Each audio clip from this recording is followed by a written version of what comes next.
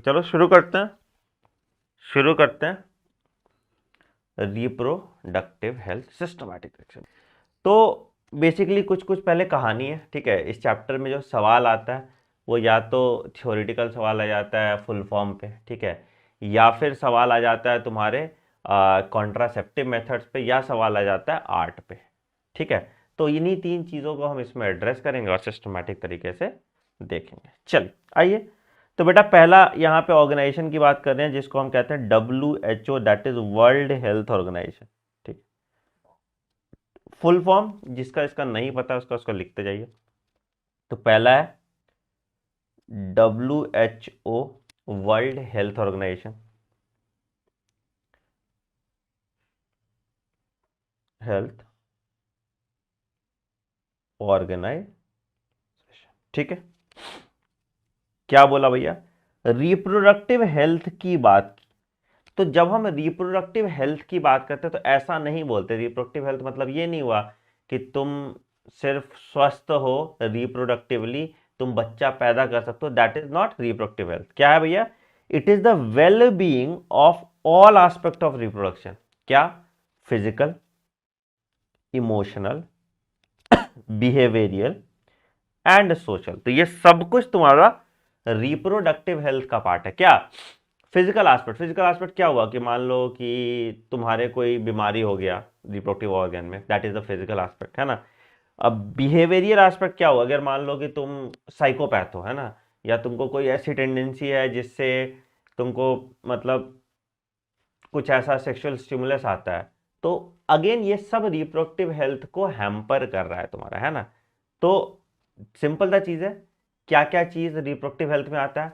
तुम्हारा physical reproductive health, emotional question, कैसे तुम सोचते हो, ठीक है।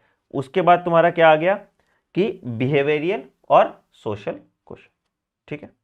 बहुत बढ़िया, बहुत बढ़िया, बहुत बढ़िया, ठीक है। तो यहां पे यही बात कर रहा है कि therefore a society with people having physical and functionally normal reproductive organ and normal emotional behavioural interaction among all sex related aspect might be reproductively healthy, ठीक है। तो हम रिप्रोडक्टिव हेल्थ की ही बात कर रहे हैं यहां पे। आओ अब आते हैं क्या क्या प्रॉब्लम है और उन प्रॉब्लम को फिक्स करने के लिए क्या क्या स्ट्रैटेजीज निकाली गई, ठीक है। इंडिया की आजादी 1947 में हो गई थी, आपको पता होगा, ठीक है।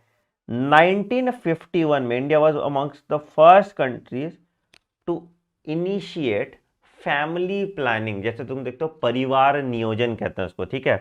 तो फैमिली प्लानिंग स्टार्ट किया था इंडिया ने। क्यों किया करना पड़ा इंडिया में फैमिली प्लानिंग स्टार्ट? क्योंकि बेटा इंडिया की आबादी बहुत ज़्यादा बढ़ रही थी। अगर आबादी बहुत ज़्यादा बढ़ेगी तो आपके पास उतने रिसोर्स होने चाहिए कि आप उस आबादी का ख्याल रख पाओ। तो इसीलिए यहाँ पे 1951 में इंडिया में फैमिली प्लानिंग तुम्हारा इंट्रोड्यूस कर दिया गया था, जिसको हिंदी में तुम देखते हो परिवार नियोजन, है ना। खूब सारे एड्स आपको दिखते होंगे इसके रिगार्डिंग कि बच्चे को माँ का दूध ही 6 महीने तक पिलाना चाहिए, है ना, कॉन्डम्स का यूज़ करना चाहिए। तो तुम बहुत सारे अवेयरनेस, जब DD1 चलता था, दूरदर्शन चलता था, तो बहुत सारे तुम अवेयरनेस ऐसे देखते होगे, है ना जी। और इसको एक नाम दिया गया, that is called RCH program, जिसको हम कहते हैं रिप्रोडक्टिव,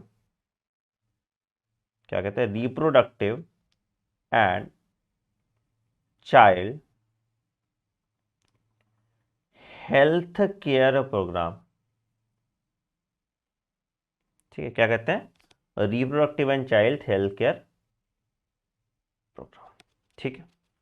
तो परिवार नियोजन कब स्टार्ट हुआ? 1951 में इनिशिएट हुआ, ठीक है। एंड क्या काम था इसका? इसका काम था फैमिली प्लानिंग कराना सिस्टमैटिक तरीके से, जिससे मैटरनल हेल्थ भी ठीक रहे और जो बच्चा पैदा हो रहा है वो भी स्वस्थ पैदा हो, वो भी स्वस्थ पैदा हो, राइट राइट, ठीक, बहुत बढ़िया। अच्छा, यूज येलो हाईलाइट है, येलो हाईलाइटर यूज कर लेते हैं, ठीक है।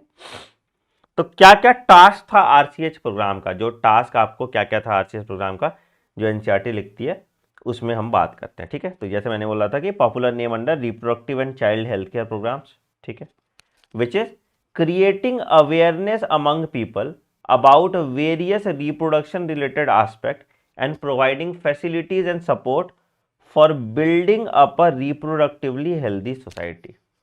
For building up a reproductively healthy society. ठीक है, ठीक है, ठीक है। तो क्या क्या काम किया भैया, क्या क्या काम किया इसका, तो लिखो इसका major task taken up by RCH। थोड़ा थियोरेटिकल है बट लिख लिया, मेजर टास्क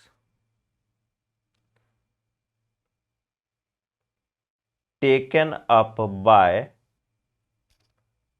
RCH प्रोग्राम। ठीक है, जो बच्चे CBSE का भी एग्जाम दे रहे हैं उनको सब्जेक्टिव क्वेश्चन में ये हेल्प हो जाएगा, है ना। चलिए आइए, तो क्या भैया, पहला किसके लिए, अवेयरनेस क्रिएट करना है ना, लोगों में जागरूकता आना चाहिए। तो क्रिएटिंग अवेयरनेस, NCERT लाइन है बिल्कुल एकदम, creating awareness among people about reproduction related aspect, जिसको सेक्स एजुकेशन कह सकते हो तुम एक सर ना, रिप्रोडक्शन रिलेटेड एस्पेक्ट सबसे पहला। ठीक है, अच्छा, उसके बाद क्या, प्रॉपर सेक्सुअल प्रैक्टिसेस के लिए, प्रॉपर सेक्सुअल प्रैक्टिसेस के लिए हम क्या दे रहे थे उसको, हम उसको अवेयरनेस जगा रहे थे कि भाई कि कैसे तुम सेक्स कर सकते हो, क्या क्या चीजें तुमको ध्यान में रखनी चाहिए, है ना। तो प्रोवाइडिंग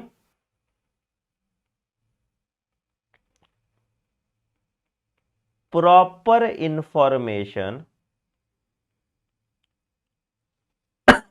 अबाउट रिप्रोडक्टिव ऑर्गन्स।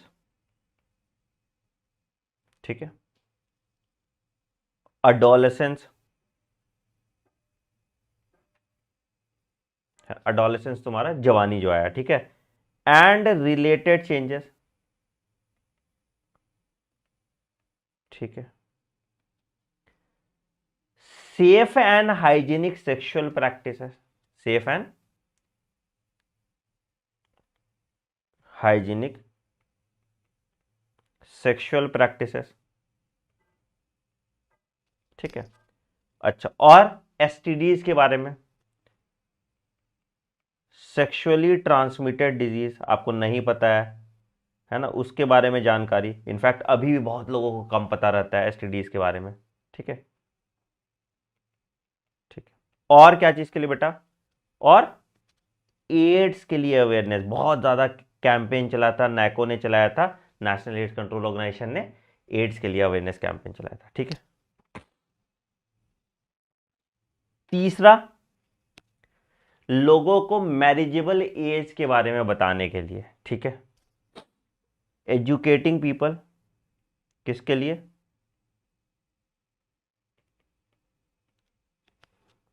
क्या, about birth control option.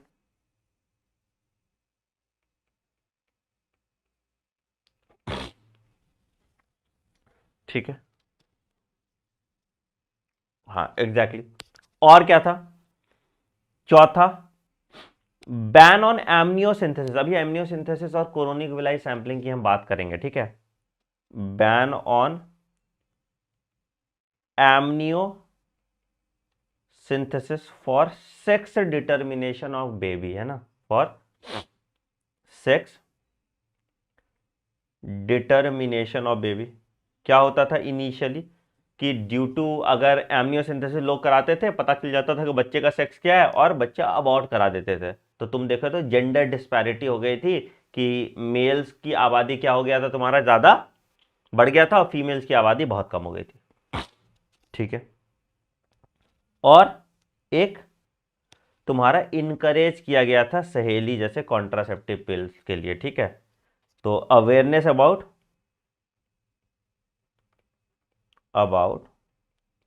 Contraceptive methods,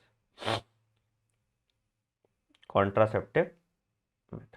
तो आओ देखो एक बार NCERT में कैसे लिखा है, क्या क्या लिखा है, और यही सब चीजें लिखी है कि नहीं। तो क्या, कैसे किए, With the help of audio, visual, and print media, government and non-government agencies have taken various steps to create awareness among reproduction related aspects. ठीक है, क्या पढ़ाया गया?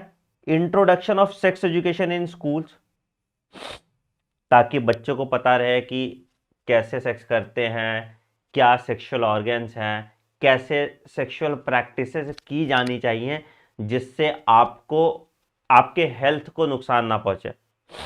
ठीक है, proper information about reproductive organs, जैसा मैंने अभी बताया, adolescence and related changes, safe and hygienic sexual practices और एसटीडी के बारे में और एड्स के बारे में बात की गई। ठीक है, फिर एजुकेटिंग पीपल, क्या चीज के लिए? Importance of breast feeding. ठीक है, और क्या बताया गया? Awareness of problem due to uncontrolled population growth.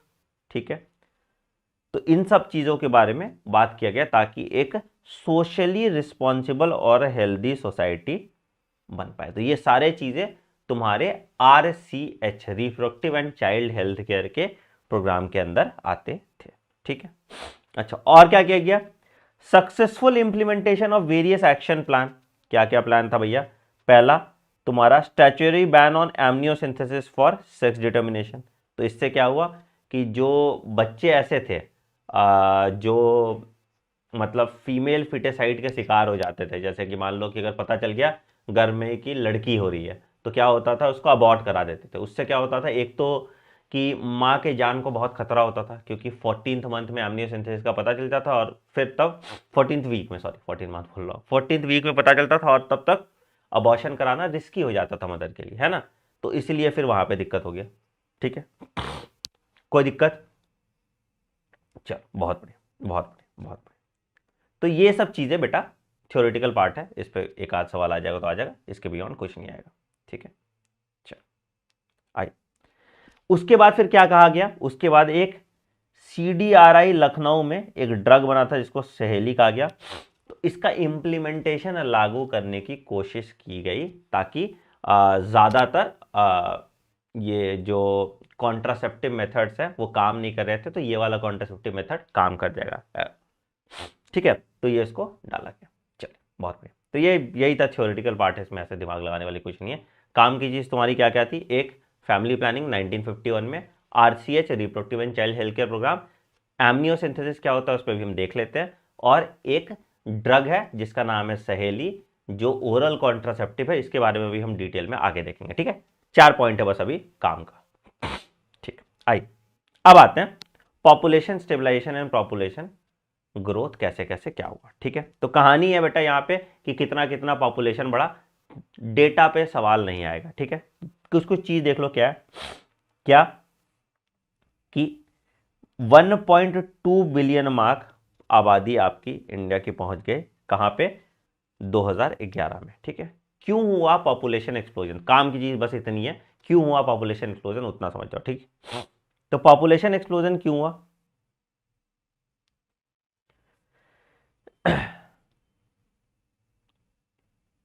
Population explosion क्यों हुआ? तो बेटा दो चीज था। एक था IMR, इसको हम कहते हैं इन्फेंट मोर्टेलिटी रेट।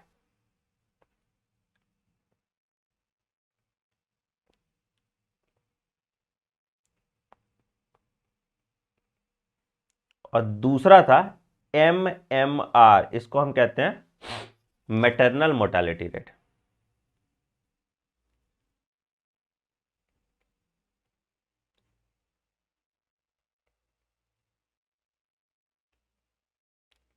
मतलब जितने बच्चे पैदा हो रहे थे उतने में से कितने बच्चे जिंदा बचे या कितने बच्चे मर गए। ठीक है, और वही जब माँ वो बच्चा पैदा कर रही थी तो उन माँ की कितने की डेथ हो जाती थी, उसको हम इन्फेंट मोर्टेलिटी रेट और मैटरनल मोर्टेलिटी रेट कहते थे। ठीक है, अब क्या हुआ कि मेडिकल टेक्नोलॉजी के इन्हांसमेंट से ये जो इन्फेंट मोर्टेलिटी रेट है और मैटरनल मोर्टेलिटी रेट है, इसमें डिक्लाइन हुआ। ठीक है, और इसके वजह से आबादी बढ़ती गई। अब बेटा देखो, जैसे पहले तुम गांव में देखते थे ना, क्या होता था कि कुछ बच्चे घर में पैदा होते थे हॉस्पिटल नहीं जाते थे लोग दिखाने के लिए कि मतलब अच्छा ठीक है कोई दाई वाई आएंगी वही आपके घर में ही बच्चा पैदा कर देंगे, ठीक है। तो लोग हॉस्पिटल नहीं जाते थे, और हॉस्पिटल नहीं गए, मान लो किसी को एक्टोपिक प्रेगनेंसी था या कहीं और कुछ फंस गया था कोई, ठीक है बच्चा, अब वो बच्चा तो मर जाता था या माँ भी की भी डेथ हो जाती थी, तो बहुत हाई प्रोबेबिलिटी होती थी डेथ की जब बच्चा पैदा हो रहा है, दोनों फीटस का भी और माँ का भी, तो तभी तो पॉपुलेशन कंट्रोल में रहता था। बट अब क्या हुआ, हॉस्पिटल एडवांसमेंट, अब तुम देखोगे सारे बच्चे क्या है जो पैदा हो रहा है हॉस्पिटल्स में पैदा हो रहा है, घर पे तो कोई पैदा नहीं हो रहा। तो अब भाई हमारे पास ऑप्शन है, हम सर्जिकली बच्चा निकाल सकते हैं सी सेक्शन से, तो कोई बच्चा फंस भी गया तो कोई दिक्कत नहीं होता था, है ना, राइट। चल, तो ये चीज की बात थी। हाँ, तो इसके कारण क्या हुआ कि मैटरनल डेथ रेट कम हुआ, इन्फेंट डेथ रेट कम हुआ, और जिससे आबादी आपकी बहुत ज्यादा बढ़ गई, ठीक है। तो आईएमआर की बात की थी हमने और एमएमआर की बात की थी हमने, जिससे आबादी, तो मैटरनल मोर्टेलिटी रेट एमएमआर और इन्फेंट मोर्टेलिटी रेट आईएमआर, और जिससे क्या हुआ कि आबादी इंक्रीज हो गया, ठीक है। ठीक, चलिए, हमने reproductive child health care program से कोशिश की कि आबादी कम आए, बट वो बहुत मार्जिनल था, ठीक है। तो क्या क्या चीज देखा हमने, तो the most important steps to overcome this was by using various contraceptive methods, ठीक है। तो कुछ कुछ स्लोगन चला 1980s में, खूब चला, हम दो हमारे दो, ठीक है, पहला ये स्लोगन खूब चला, हम दो हमारे दो, मतलब दो बच्चे ज्यादा पैदा मत करो, ठीक है। दूसरा क्या किया, statutory raising in marriageable age, female to 18 years and males to 21 year. Female का क्या किया, फीमेल का क्या किया, 18 साल का उम्र कर दिया, और मेल का क्या किया, 21 साल का कर दिया। तो रिप्रोडक्टिव साइकिल छोटा हो गया, तो इससे क्या हुआ, नंबर ऑफ बच्चे कम पैदा होंगे, ठीक है। तो ये सब चीजों की बात की गई ताकि आबादी कंट्रोल में रहे, ठीक। अब आते हैं मुद्दे पे कि भैया पॉपुलेशन एक्सप्लोजन को कंट्रोल करने के लिए हमको क्या क्या चाहिए होगा। तो अब आते हैं काम की बात पे, अब यहां से एक्चुअल चैप्टर तुम्हारा स्टार्ट होता है, ठीक है। तो मेजर आते हैं कॉन्ट्रासेप्टिव मेथड्स पे, जिससे बच्चों के आबादी में कंट्रोल है। अब देखो इंसान सेक्स करना तो नहीं छोड़ेगा, है ना, तो हमें तो कुछ ऐसा मैकेनिज्म डिवाइस करना पड़ेगा जिसके आप इंसान सेक्स भी कर ले और बच्चा पैदा ना हो, है ना। तो आओ बात करते हैं हम कॉन्ट्रासेप्टिव मेथड्स की। अब ध्यान से सुनना, अब काम की चीज है, अब यहां से थ्योरेटिकल पार्ट खत्म हो गया, ठीक है। कौन कौन सा कॉन्ट्रासेप्टिव मेथड्स है, ठीक है, आई, ठीक, अच्छा, कैसे कैसे, तो भैया आइडियल कॉन्ट्रासेप्टिव कैसा होना चाहिए, हमारा कॉन्ट्रासेप्टिव कैसा हो,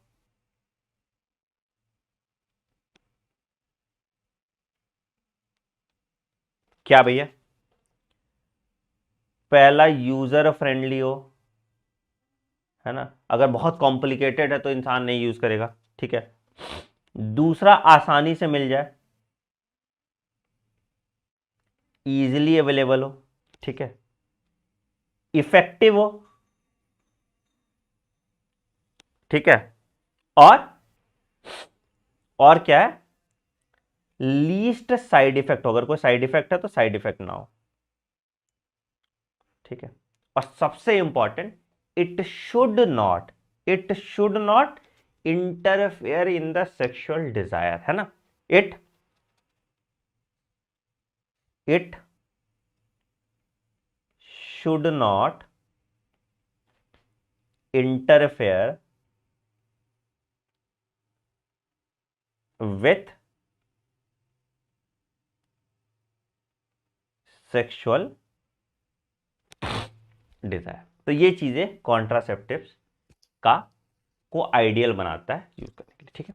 कॉन्ट्रासेप्टिव्स क्या चीज हुआ, ऐसा चीज जो कॉन्ट्रासेप्शन या कंसेप्शन प्रिवेंट करेगा, कंसेप्शन मतलब बच्चा पैदा करने को प्रिवेंट करेगा, ठीक है।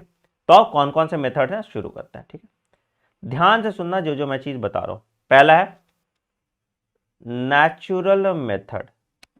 नेचुरल मेथड मतलब कि क्या, नेचुरल मेथड मतलब कि बिना कोई कॉन्ट्रासेप्टिव यूज किए तुम अपना दिमाग लगा रहे हो और बच्चा पैदा करने से बच जा रहे हो। ठीक है, तो अवॉइडिंग क्या क्या करना है? पहला पहला सबसे पहला है बेटा, इसको हम कहते हैं कोइटस इंटरप्टस। ध्यान से सुनना बेटा, कोइटस इंटरप्टस, या इसको हम कहते हैं विड्रॉल मेथड।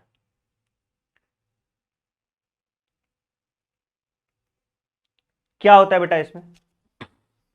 क्या होता है इसमें कि अगर तुम कोइटस कर रहे हो, मतलब या सेक्सुअल इंटरकोर्स कर रहे हो, एंड इजैकुलेशन से पहले तुम अपने पीनिस को बाहर निकाल दो वेजाइना से। ठीक है, इजैकुलेशन के पहले तुम अपने पीनिस को बाहर निकाल दो वेजाइना से, और इजैकुलेट बॉडी के बाहर करो, मतलब फीमेल रिप्रोडक्टिव ट्रैक्ट के बाहर इजैकुलेट करो, तो चांसेस ऑफ प्रेगनेंसी कम हो जाती है। ठीक है, तो विड्रॉल मेथड क्या बोलता है? विड्रॉल मेथड क्या बोलता है कि withdrawal of penis, withdrawal of penis, ठीक है, फ्रॉम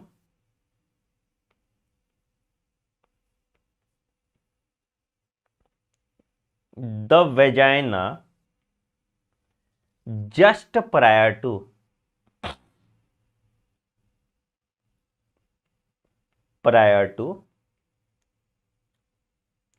इजैक्यूलेशन। तो इससे क्या हुआ? इजैकुलेशन नहीं हुआ, इजैकुलेशन हुआ लेकिन वेजाइना में नहीं हुआ, तो इट प्रिवेंट्स इंसेमिनेशन, है ना, it prevents.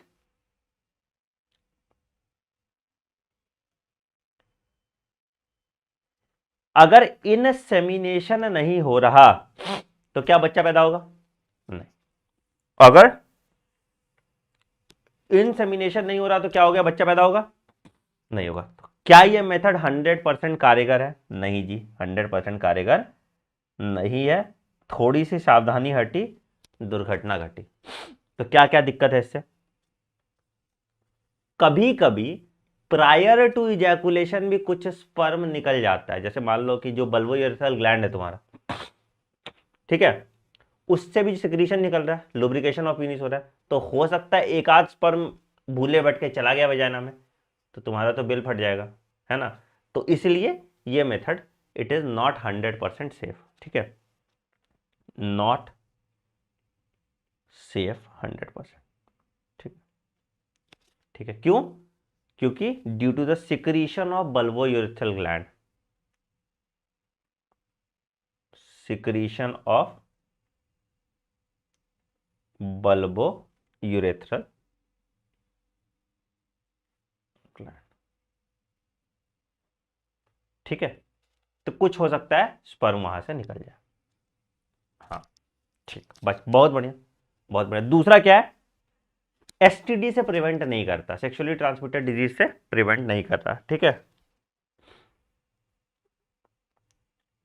Does not prevent STD, sexually transmitted disease. ठीक है, आई दूसरा, दूसरा है बेटा, इसको हम कहते हैं पीरियोडिक एब्स्टिनेंस। ठीक है, पीरियोडिक एब्स्टिनेंस। ठीक है, क्या होता है पीरियोडिक एब्स्टिनेंस? अब देखो बेटा, हमने क्या बोला था? हम फर्टिलाइजेशन प्रिवेंट कर रहे हैं। ठीक है, तो हमने बोला कि ओव्यूलेशन कब होता है? 14th day. ठीक है, स्पर्म का लाइफ स्पैन कितना होता है?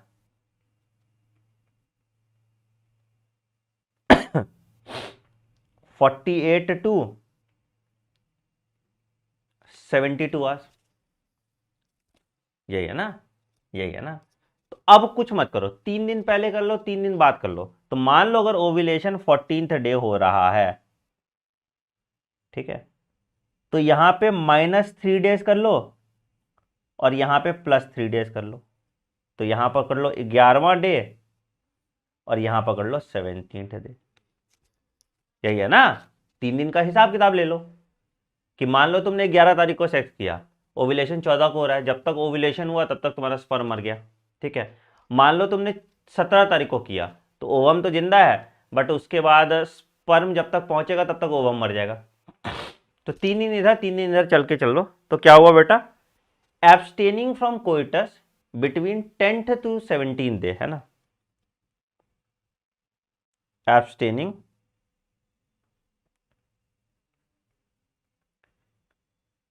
From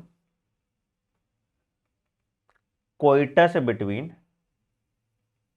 10th to 17th day of menstrual cycle, ठीक है।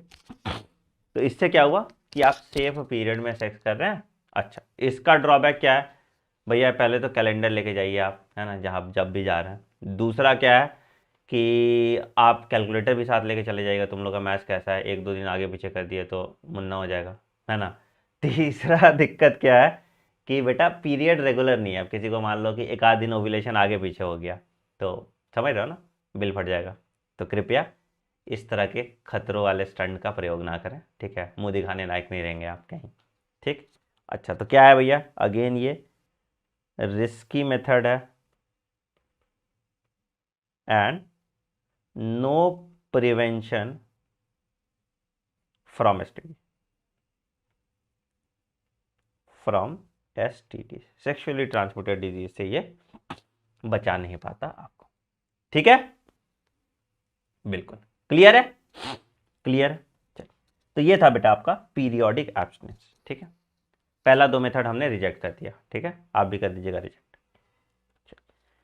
तीसरा मेथड है, इसको हम कहते हैं लैक्टेशनल अमोनोरिया। क्या कहते हैं, तीसरा मेथड है, इसको बेटा हम कहते हैं लैक्टेशनल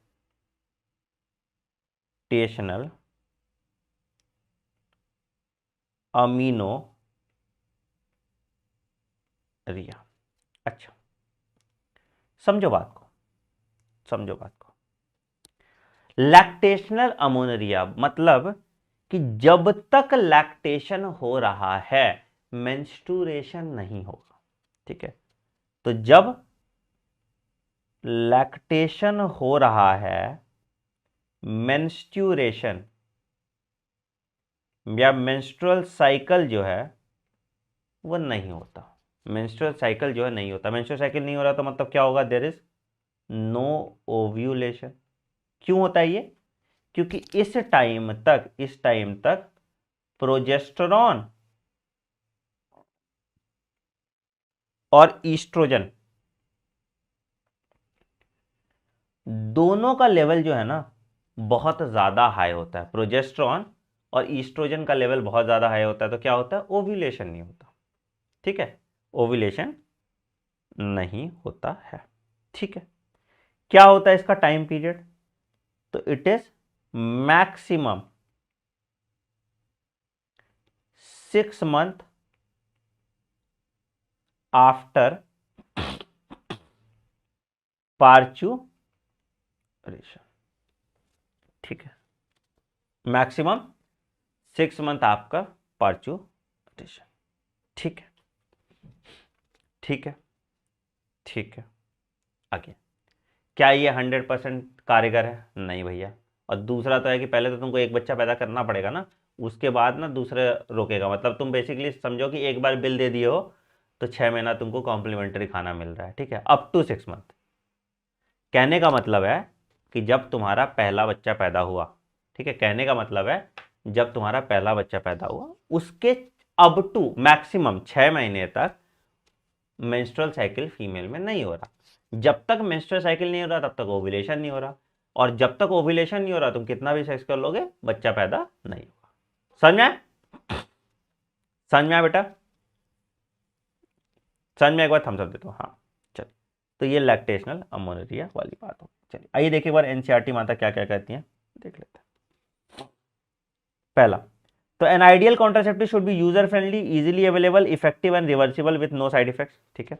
तो अलग अलग कैटेगरीज की हम बात किए। पहला, natural method, work on the principle of avoiding the chances of ovum and sperm meeting, ठीक है। पीरियोडिक एब्सटिनेंस, क्या किया, abstaining from coitus from 10 to 17 day of menstrual cycle, where ovulation could be expected. ठीक है,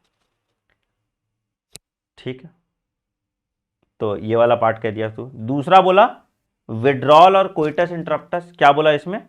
mail partner withdraws the penis before ejaculation to avoid insemination.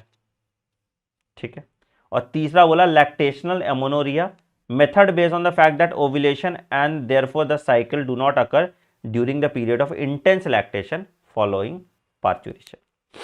ठीक है, however this method has been reported to be effective only up to a maximum period of 6 months following parturition। ठीक है, कोई दिक्कत? Chances of failure in methods का बहुत ज्यादा होता है, chances of failure in method का बहुत ज्यादा होता है। चलो, तो आपने नेचुरल मेथड कॉन्ट्रासेप्टिव्स का देख लिया। क्लियर?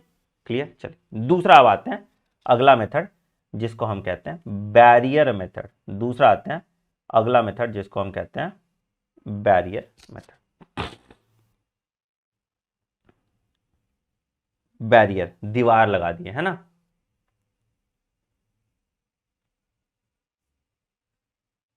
ठीक है, बैरियर भैया क्या?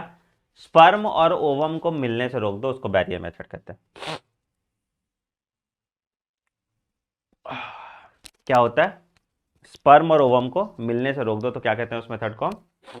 बैरियर मेथड कहते हैं। ठीक है, क्या है बैरियर मेथड में मालिक? बैरियर मेथड में क्या है? Ovum and sperm are prevented from क्या? Physically meeting, physically meeting with the help of barriers, with the help of barrier। ठीक है, क्या क्या बैरियर मेथड में आता है उसकी बात हम करते हैं। क्या क्या बैरियर मेथड में आता है उसकी बात हम करते हैं। पहला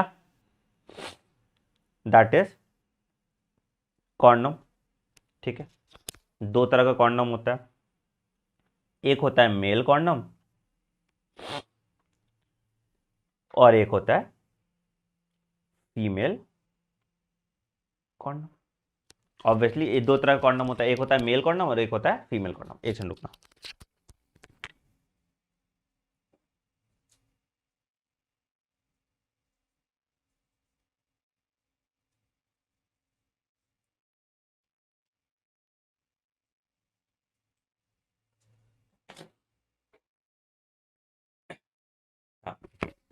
एक होता है मेल कॉन्डोम और दूसरा होता है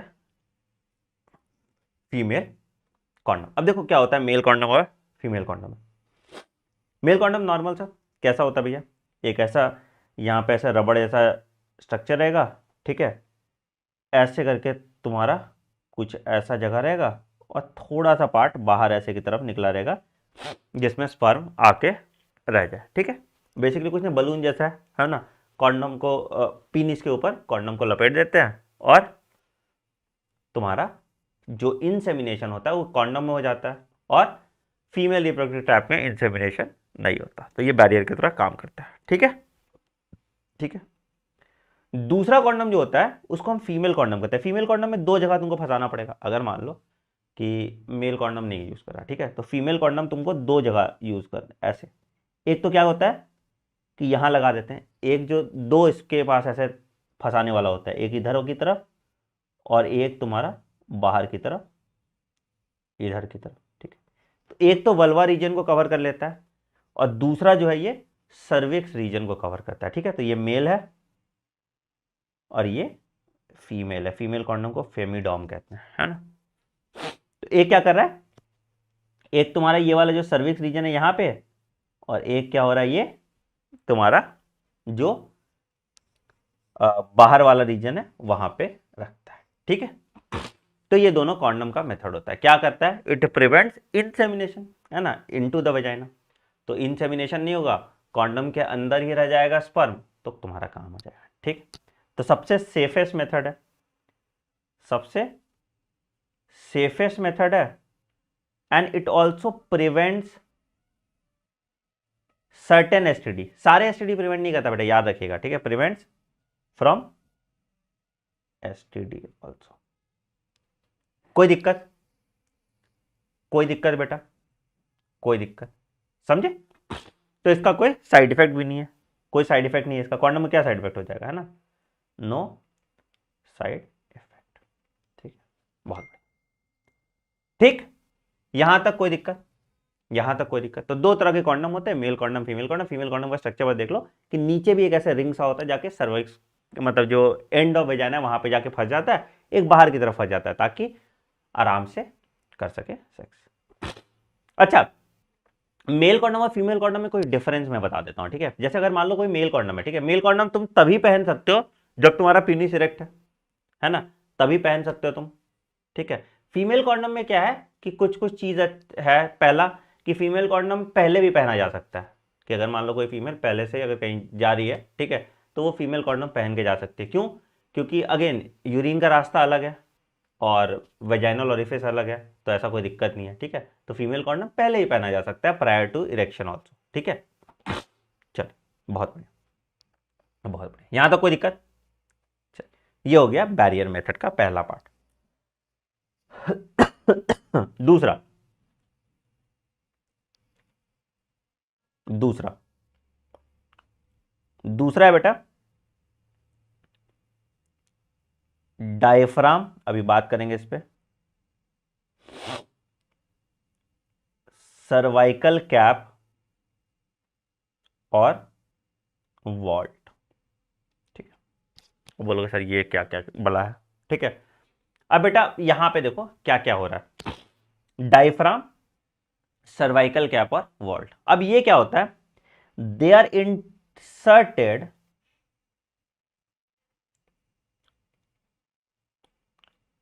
into the vagina, they are inserted into the vagina, ठीक है। क्या करता है, सर्वाइकल कैनाल को ब्लॉक कर देता है,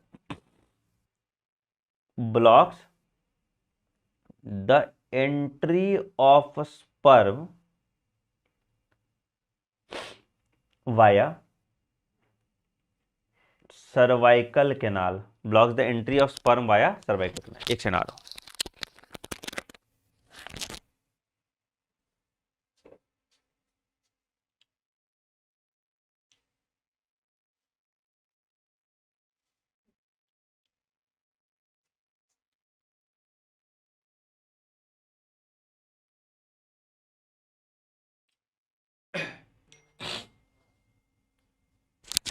blocks the entry of sperm via cervical canal, ठीक।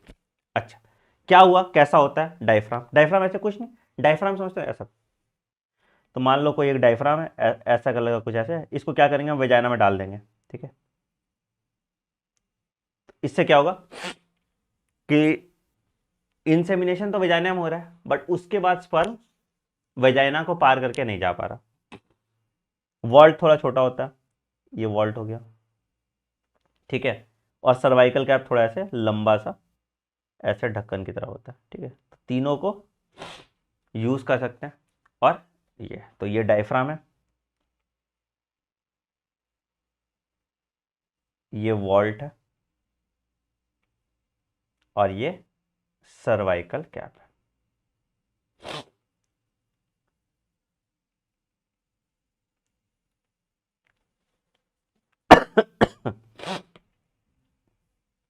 ये सर्वाइकल कैप, ठीक है। हाँ, कोई दिक्कत यहां तक बेटा? डायफ्राम है, वॉल्ट है, cervical cap, it prevents entry of sperm into the cervix. तो अगेन क्या हो रहा है, यहां इंसेमिनेशन तो हो रहा है, यहां पे इनसेमिनेशन हो रहा है, क्या नहीं हो रहा, transfer of sperm from cervix to ovum is blocked. तो इससे बच्चा पैदा नहीं होगा, ठीक है।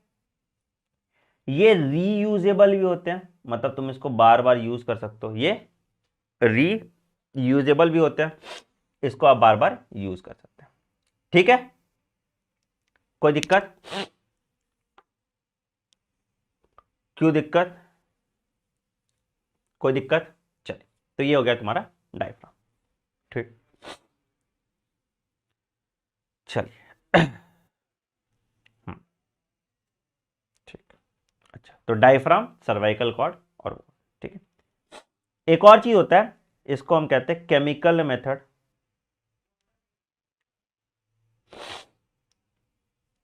इसमें हम क्या होता है, फोम यूज करते हैं, जेलीज यूज करते हैं, जो स्पर्मीसाइड्स होते हैं, मतलब स्पर्म को मार देते हैं।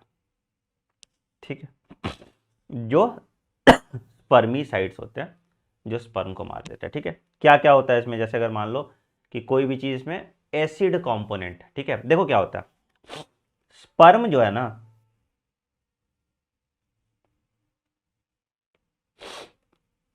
sperm survives in alkaline pH, sperm survive in alkaline pH। तो अगर हम एसिडिक इन्वायरमेंट देंगे, अगर हम एसिडिक इन्वायरमेंट देंगे तो क्या होगा, स्पर्म मर जाएगा। अगर हम एसिडिक इन्वायरमेंट देंगे तो क्या होगा, स्पर्म मर जाएगा, है ना। एक सेकंड, मैं अपना नोज ब्लॉक हो गया, क्लीन कर रहा हूँ, एक सेकंड।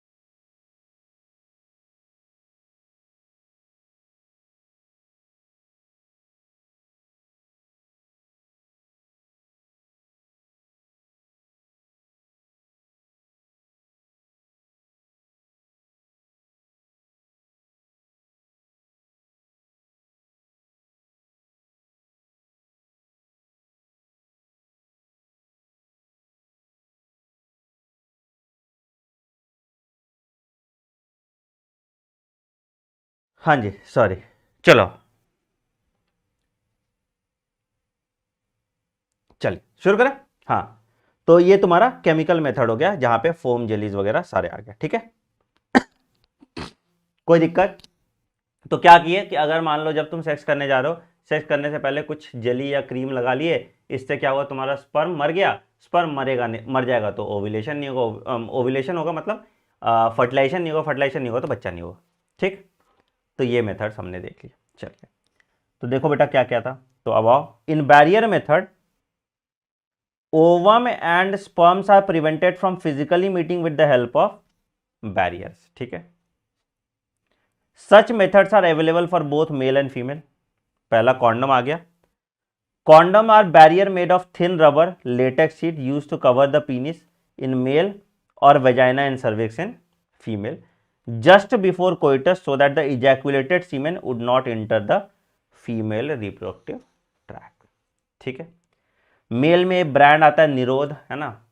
ठीक है, तो वो यूज करते थे लोग। ठीक है, अच्छा, ठीक, क्या करता है, इट हैज बेनिफिट कि एसटीडी या सेक्सुअली ट्रांसमिटेड इन्फेक्शन और एड्स से भी बचाता है। ठीक है, ठीक, दूसरा diaphragm cervical cap and vaults are also barrier. It is made up of rubber and are inserted into female reproductive tract to cover the cervix during coitus. ठीक है, it prevent conception by blocking the entry of sperm. ठीक, they are reusable, बार बार आप इसको use कर सकते हैं, बता दिए। Spermicidal creams, jellies and foams are use contraceptive efficiencies को बढ़ाने के लिए। कोई दिक्कत यहां तक? तो याद रखिएगा, एसटीआई और एड्स से नहीं बचाता है डायफ्राम, सर्वाइकल कैप या वॉल्ट, ये क्लियर रखिएगा। ठीक है, सिर्फ कॉन्डम एसटीआई और एड्स से बचाता है। अगला आते हैं IUD या इंट्रा यूट्राइन डिवाइस। अगला आते हैं IUD या इंट्रा यूटेराइन डिवाइस। IUD या इंट्रा यूटेराइन डिवाइस। ठीक है, अब क्या होता है IUD, मतलब यूट्रस में कोई डिवाइस है। ठीक है, तो क्या होता है, तो these devices are inserted by doctors या मेडिकल प्रैक्टिशनर्स, कुछ भी। ठीक है, इन द यूटरस। ठीक है, यूट्रस में कोई डिवाइस डाल दिया, उसको हम इंट्रा यूट्राइन डिवाइस कहते हैं। ठीक है, उसको हम इंट्रा यूट्राइन डिवाइस कहते हैं। ठीक, क्या क्या होता है भैया, पहला ये आ गया, पहला जिसको हम नॉन मेडिकेटेड, नॉन मेडिकेटेड या इसको आप लिप्स लूप भी कहते हैं।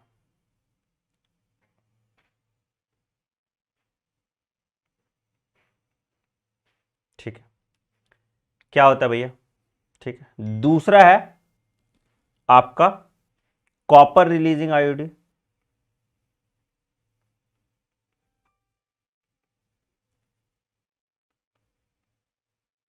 ठीक है, तीन तरह का, CUT, CU7 और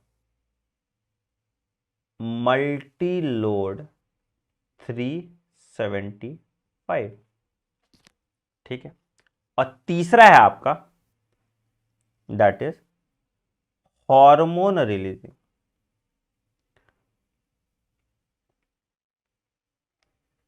ठीक है, क्या क्या क्या है, LNG-20, इस पर सवाल आता ही आता है, एंड प्रोजेस्टेरॉन। LNG-20 और प्रोजेस्टेरॉन। ठीक है, अब देखो बेटा क्या करता है, क्या क्या काम करता है IOD in general. In general IOD क्या करता है, तो आईओडी क्या करता है, पहला, ठीक है, फैगोसाइटोसिस ऑफ स्पर्म कराता है।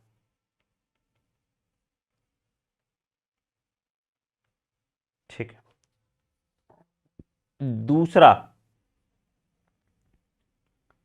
स्पर्म मोटिलिटी कम कराता है।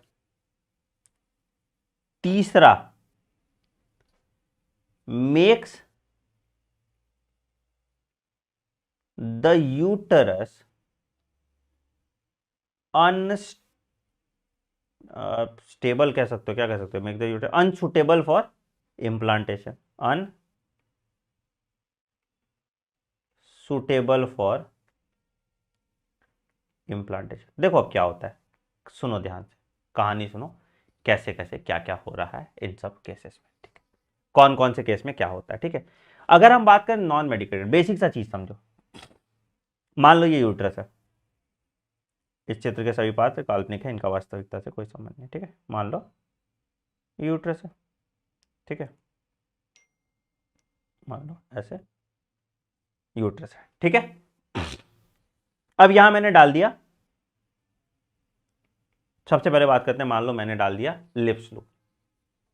ठीक है, पहला चीज है कि अगर कोई फॉरेन बॉडी मेरे यूट्रस में है तो इम्प्लांटेशन नहीं होगा। मेरे अगर मान लो यूट्रस में कोई भी फॉरेन बॉडी है तो इम्प्लांटेशन नहीं होगा। ठीक है, तो बेसिकली हुआ क्या, बेसिकली हुआ क्या, बेसिकली हुआ क्या, अब जैसे मान लो कि स्पर्म आया, स्पर्म गया टिक टिक टिक टिक टिक टिक टिक टिक टिक टिक टिक, जैसे यहाँ पे यूट्रस तक पहुंचा, स्पर्म का मास मर्डर हो गया, फैगोसाइटोसिस बहुत ज्यादा स्पर्म का हो गया, तो क्या हुआ कि भैया स्पर्म पहुंच नहीं पाया।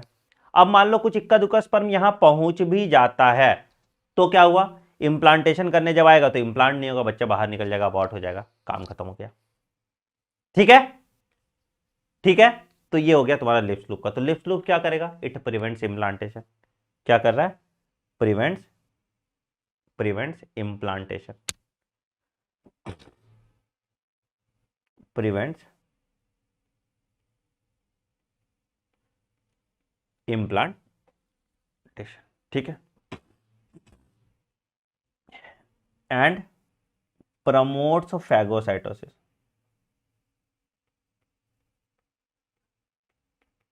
ठीक है, खूब फैगोसाइटोसिस ऑफ स्पर्म होगा, ठीक है। दूसरा है कॉपर रिलीजिंग। अब कॉपर रिलीजिंग आईयूडी क्या करता है, मान लो स्पर्म है, हैंडसम सा स्पर्म है, ठीक है। अब क्या होता है, कॉपर आयन स्पर्म पे बाइंड कर गया, Cu2+ आयन जाके स्पर्म पे बाइंड कर गया, तो क्या हुआ, स्पर्म का मोटिलिटी कम हो गया।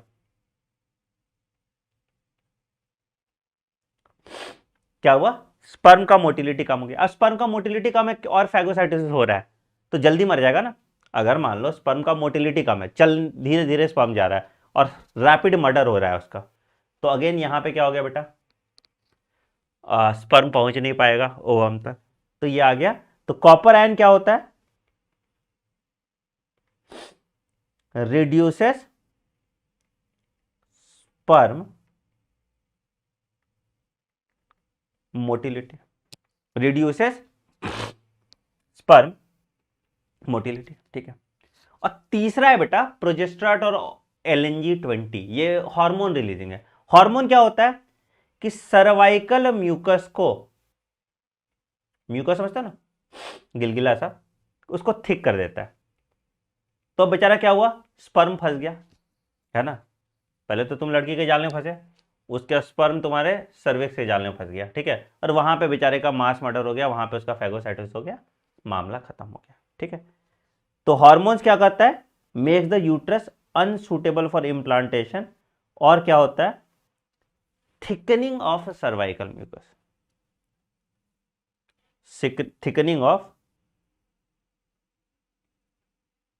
थिकनिंग ऑफ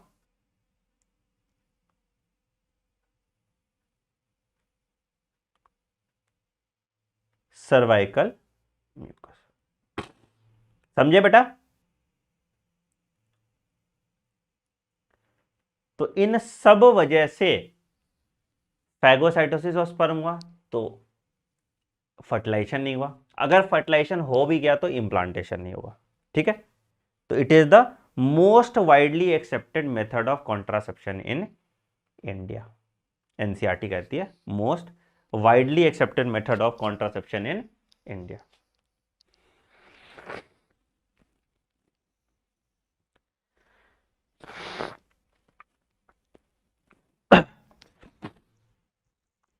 ठीक, most widely accepted method of in India।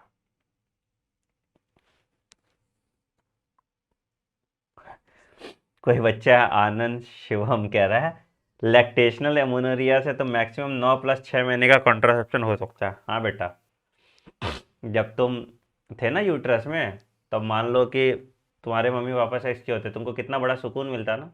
जीने तो बच्चा, एक बच्चा अंदर है, क्यों उंगली करना बेचारे को, है ना, थोड़ा कंट्रोल कर लो ठरक पे, ठीक है। हाँ, हद हाल है। हैं? क्यों करना है ऐसे काम, चल।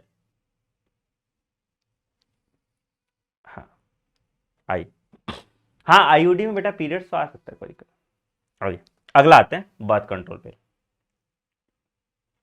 अब आते हैं ओरल कॉन्ट्रासेप्टिव पिल या बर्थ कंट्रोल पिल,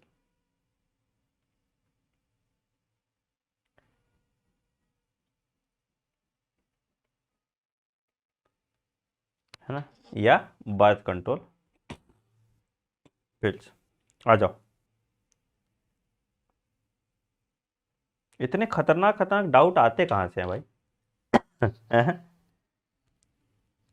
ठीक है, जानकारी रहना चाहिए, है कि नहीं। OCP ओरल कॉन्ट्रासेप्टिव पिल्स, है ना, या बर्थ कंट्रोल पिल्स।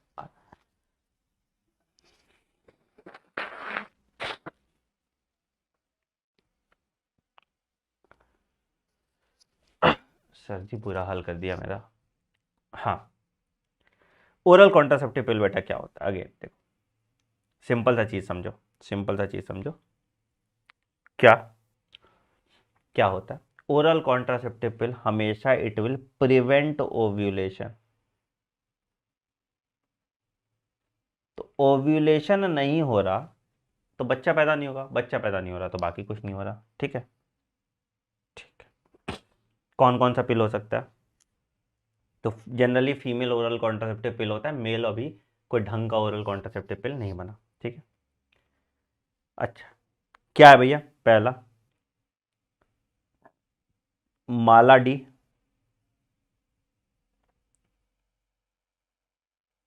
माला एन। ठीक है, इसको हम कहते थे डेली ओरल पिल्स। ठीक है, ये डेली होता है। ठीक है, अब कैसे खाते हैं? तो इसमें क्या है, प्रोजेस्ट्रॉन और ईस्ट्रोजन का कॉम्पोजिशन होता है। ठीक है, क्या होता है? प्रोजेस्ट्रॉन और ईस्ट्रोजन का कॉम्पोजिशन होता है। तो इसमें बेसिकली होता है हाई कॉन्सेंट्रेशन ऑफ प्रोजेस्टेरॉन, ठीक है, और लो कॉन्सेंट्रेशन ऑफ ईस्ट्रोजन। ठीक है, एक्चुअली ये सिंथेटिक ईस्ट्रोजन को हम इथाइल ईस्ट्रेडियोल कहते हैं। ठीक है, और सिंथेटिक प्रोजेस्टेरॉन को हम norethisterone acetate. Again not important. ठीक है, ये दोनों सिंथेटिक होता है, प्रोजेस्टेरॉन और सिंथेटिक ईस्ट्रोजन। आप समझो बात को, मुद्दा बताते हैं क्या है।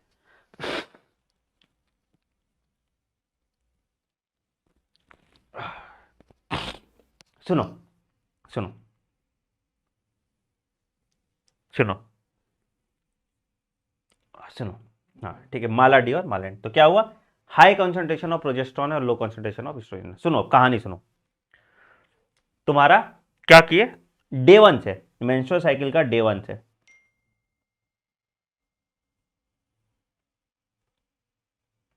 डे 1 से तुमने खाना स्टार्ट किया। ठीक है, डे 21 तक। ठीक है, तो अब एक डे 1 से डे 21 तक तुम्हारा क्या हुआ? प्रोजेस्टेरॉन का लेवल हाई रहा, ईस्ट्रोजन का लेवल हाई रहा। ठीक है, अब इससे क्या हुआ? नेगेटिव फीडबैक मिला किसको? नेगेटिव फीडबैक मिला किसको? एफएसएच और एलएच को। तो इसके कारण क्या होगा? ओव्यूलेशन तुम्हारा नहीं होगा। इसके कारण क्या हुआ? ओव्यूलेशन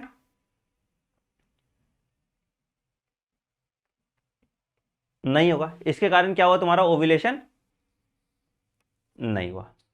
समझ में आया? समझ में आया? समझ में आया बेटा? समझ में आया? ये सिर्फ प्रोजेस्टेरॉन से भी हो सकता है, बिल्कुल प्रोजेस्टेरॉन ज्यादा है, थोड़ा अमाउंट में ईस्ट्रोजन डाला हुआ है। ठीक है, हाँ, तो इससे ओव्यूलेशन नहीं, ओव्यूलेशन नहीं हुआ तो बच्चा नहीं होगा। ओव्यूलेशन नहीं हुआ तो बच्चा नहीं होगा। बोलोगे सर 21 दिन के बाद छोड़ क्यों देना है 7 दिन? अब मान लो कि तुम्हारा यूट्रस थिक हो गया है ना, एंडोमेट्रियम लाइनिंग थिक हो गया क्योंकि प्रोजेस्टेरॉन का लेवल बहुत ज्यादा था। अब 7 दिन जब जैसे तुम छोड़े, जो 7 दिन का जो गैप है, 7 डे का जो गैप है, तो इसमें प्रोजेस्टेरॉन का लेवल कम हो जाएगा, इसमें प्रोजेस्टेरॉन का लेवल कम हो जाएगा, ईस्ट्रोजन का लेवल कम हो जाएगा। तो अब क्या हो जाएगा? मेंस्ट्रुएशन स्टार्ट हो जाएगा। हाँ या नहीं? मेंस्ट्रुएशन स्टार्ट हो जाएगा, राइट? राइट, चल ठीक है, बहुत बढ़िया, बहुत बढ़िया। अच्छा, अब इसमें दिक्कत क्या था ना, ये बेटा स्टेरॉयडल पिल है, ये स्टेरॉयडल कॉम्बिनेशन है। ये क्या है? स्टेरॉयडल कॉम्बिनेशन है। अब क्या होगा इससे दिक्कत कि भाई स्टेरॉइड्स क्या करते हैं, तुम्हारा मोटापा बढ़ाते हैं, है ना। तो तुम देखोगे अचानक से कोई लड़की ससुराल गई है और एकदम ससुराल से वापस 6-7 महीने में एकदम मोटी होके आ रही है। ठीक है, तो तुम बोलोगे अरे वाह ससुराल में बड़ा अच्छा खाना खिलाते हैं। खाना नहीं था बेटा वो, है ना। माला डी और माला का इनका ना ऐसे दूरदर्शन पे ऐड आता था ऐसे, तो ऐसे एकदम बोलता था, एकदम ऐसे ऐसे गाना आएगा पहले, प्यार हुआ इकरार हुआ है प्यार से फिर क्यों डरता है ऐसे, ठीक है, उसके अचानक से बोलेगा डीलक्स निरोध तो ऐसे करके ऐड आता था, तुम्हें समझ भी नहीं आएगा क्या ऐड है। एटलीस्ट इनको ऐड ऐसे बनानी चाहिए ना जो समझ में आए, ठीक है, बट इनको समझ भी ऐसे एकदम जल्दीबाजी में शर्म शर्म में वो बोल देंगे, बट क्या ही पॉइंट है ना। तो बट ठीक है, we should talk about this, है ना, जितना आप बात करोगे उतना अच्छा, उतना आपके मिथ बस्ट होंगे, है ना, रिप्रोडक्टिव हेल्थ के बारे में बात करना चाहिए, राइट। चलिए आइए, दूसरा दूसरा था कि भैया अब यहाँ पे देखो मुद्दा ये था कि अब भाई स्टेरॉयडल कॉम्बिनेशन से नुकसान तो है ना, कि दीदी अपना फिगर खराब नहीं कर सकती है, बच्चा पैदा कर लेंगे, है ना, तो अब इसका दूसरा उपाय है। तो फिर उसके बाद बोला गया कि नहीं, नॉन स्टेरॉयडल कॉम्बिनेशन निकाल लेते हैं, ठीक है, तो एक ड्रग इंट्रोड्यूस किया गया जिसको हम सहेली कहते थे, ठीक है, जिसको हम सहेली कहते हैं, ठीक है, it is a non steroidal combination.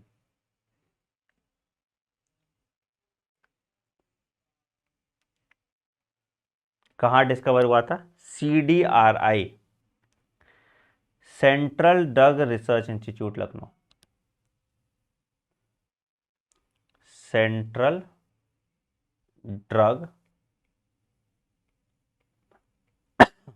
Research, अरे क्या है, institute, CDRI, central drug research institute Lucknow, है ना, दोनों पे सवाल आया हुआ है, ठीक है, central drug research institute Lucknow, ठीक है। ये वीकली पिल होता है, मतलब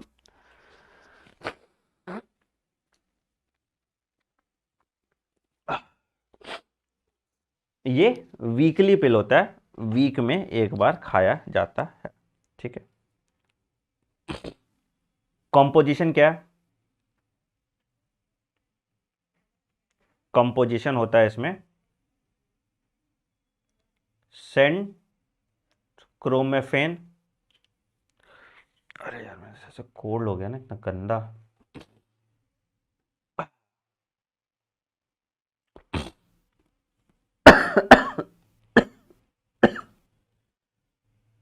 अरे क्या हो गया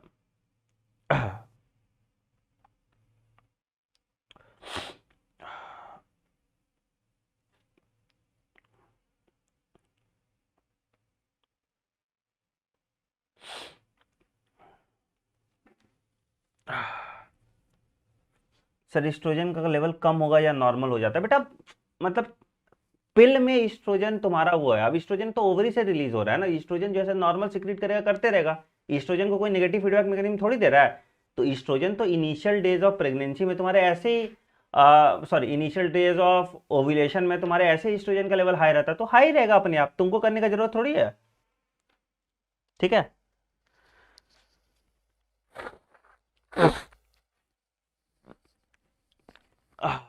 सॉरी, ठीक है, तो भैया ये क्या था, ये नॉन स्टेरॉयडल कॉम्बिनेशन था, क्या था ये नॉन स्टेरॉयडल कॉम्बिनेशन था।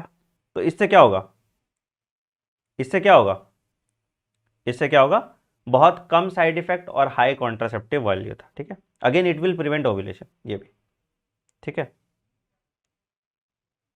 ठीक है,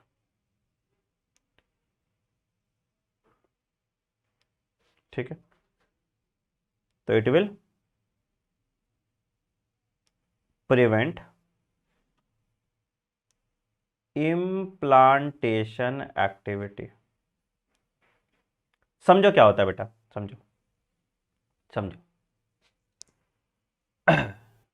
समझो समझो समझो, देखो क्या हो रहा है, सुनो ध्यान से, देखो समझो क्या हो रहा है, मुद्दा क्या है बेटा, सपोज मान लो कि एक सहेली खाया तुमने, ठीक है, तो आपने एक सहेली ली, अब क्या हुआ कि इसने ईस्ट्रोजन का फ्लो को कम कर दिया, इसने क्या किया, ईस्ट्रोजन का लेवल को कम कर दिया, ठीक है, अच्छा, अब ईस्ट्रोजन लेवल कम हुआ तो क्या होगा, बाद में इम्प्लांटेशन में क्या, तुमको ईस्ट्रोजन और प्रोजेस्टेरोन का लेवल हाई चाहिए था, वहां पे हाई नहीं रहा, तो इट विल प्रिवेंट इम्प्लांटेशन। ठीक है, ठीक है। कंपोजिशन बता दिया ना बेटा, सेंट्रोमोफेन और मेलोसिफेन। ठीक है, ये एंटी ईस्ट्रोजन एक्टिविटी शो करता है, एंटी ईस्ट्रोजेनिक, इसीलिए इसको हम नॉन स्टेरॉयडल बोलते हैं। ईस्ट्रोजन स्टेरॉयडल है तो ये नॉन स्टेरॉयडल कॉम्बिनेशन हो जाता है। ठीक है, चलो बढ़िया। अच्छा, इसके बाद आ गया implants.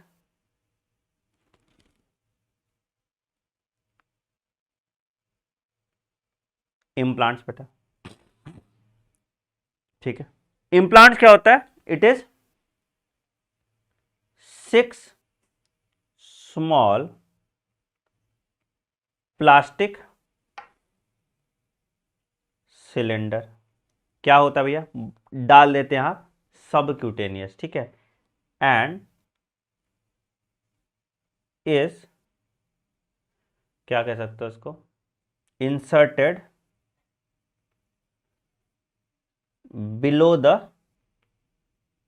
Skin, and is inserted below the skin. ठीक है, क्या होता है इसमें? इसमें होता है प्रोजेस्टीन। क्या होता है इसमें? प्रोजेस्टीन।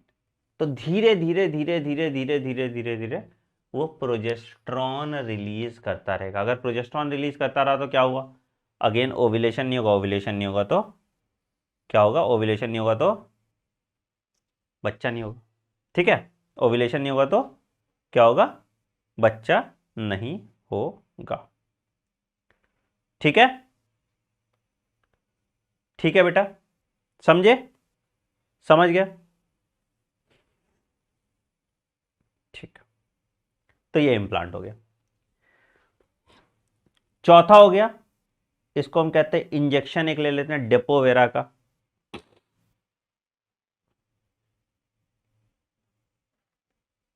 क्या कहते हैं इसको? इंजेक्शन, दैट इज डेपो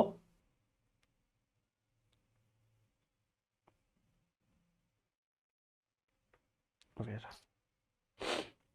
ठीक है, तो इसने इंजेक्शन, अगेन ये भी प्रोजेस्ट्रॉन इंजेक्शन होता है।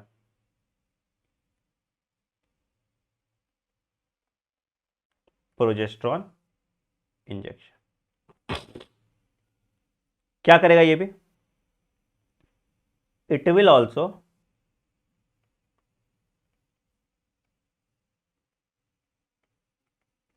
Prevent ovulation. It will also prevent ovulation.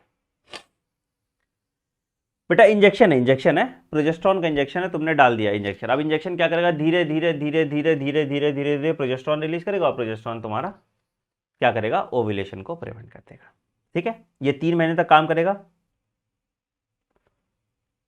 और ये 5 साल तक काम करता है अप्रोक्सीमेटली। तो ये इंजेक्शन और इम्प्लांट इसलिए लोग लेते हैं कि मान लो तुम ओरल कॉन्ट्रासेप्टिव पिल खाना भूल गए, है ना, दवाई खाना है, दवाई भूल गए तो दिक्कत हो जाएगा, तो इसलिए ये सारे हार्मोनल मेथड में आ जाते हैं। क्लियर? क्लियर। चलो एक बार एनसीईआरटी देखो, एक बार एनसीईआरटी देखो।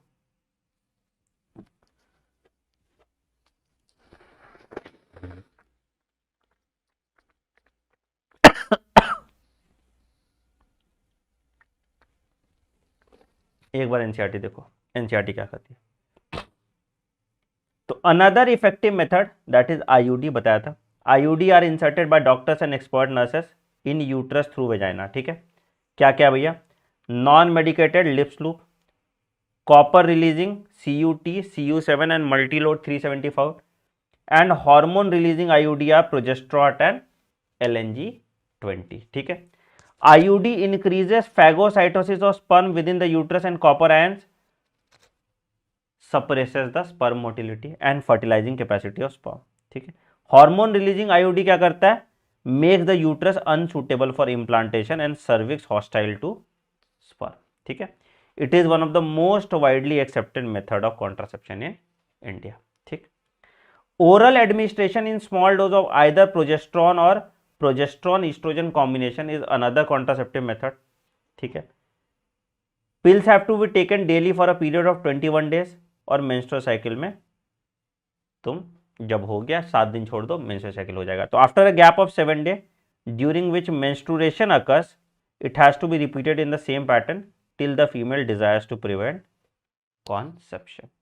It inhibits ovulation and implantation as well as alters the quality of cervical mucus to prevent entry of sperms. ठीक है। सहेली न्यू ओरल कॉन्ट्रासेप्टिव पिल, नॉन स्टेरॉइडल कॉम्बिनेशन था, वंस अ वीक पिल है, very few side effect and high contraceptive value. ठीक है, कोई दिक्कत? कोई दिक्कत? अच्छा, यहां पे एक लाइन लिखा हुआ है, ध्यान से देखो। प्रोजेस्ट्रॉन एलोन और in combination with estrogen can also be use by female and injection और इम्प्लांट्स अंडर द स्किन। ठीक है, their mode of action is similar to that of pills and their effective period are much longer. Their effective period are much longer. ठीक है, administration of progesterone और progesterone estrogen combination और IUD within 72 hours of coitus is found to be very effective emergency contraceptive. ठीक है, तो अगर तुम progesterone और एस्ट्रोजन को हाई क्वांटिटी में ले लेते हो, वही जो तुम्हारा ओरल कॉन्ट्रासेप्टिव पिल था, दैट इज क्या तुम्हारा आईयूडी, वो जो ओरल कॉन्ट्रासेप्टिव पिल में जो आई पिल आता था तुम्हारा, है ना, तो 72 आवर्स तक इमरजेंसी कॉन्ट्रासेप्टिव की तरह काम करता है। ठीक है, ठीक है, हाँ, अनवांटेड 72 और ओरल कॉन्ट्रासेप्टिव पिल। ठीक, बहुत ज्यादा हो गया यार कोल्ड।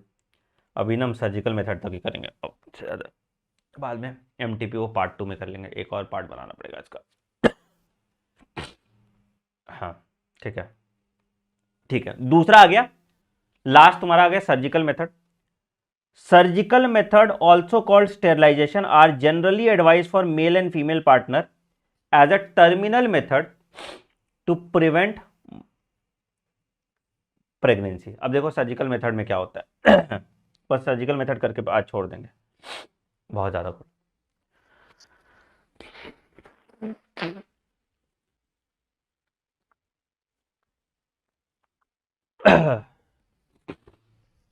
बच गया यार।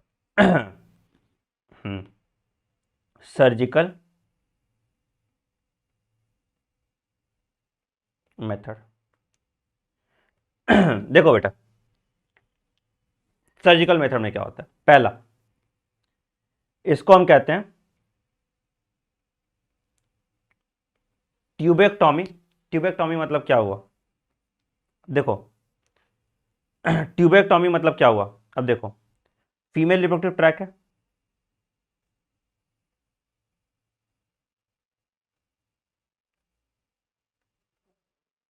ठीक है, ये तुम्हारा फैलोपियन ट्यूब है। हमने क्या किया, फैलोपियन ट्यूब को कट करके बांध दिया, तो क्या हुआ, फैलोपियन ट्यूब को कट करके बांध दिया, तो क्या किया भैया, तो सर्जिकली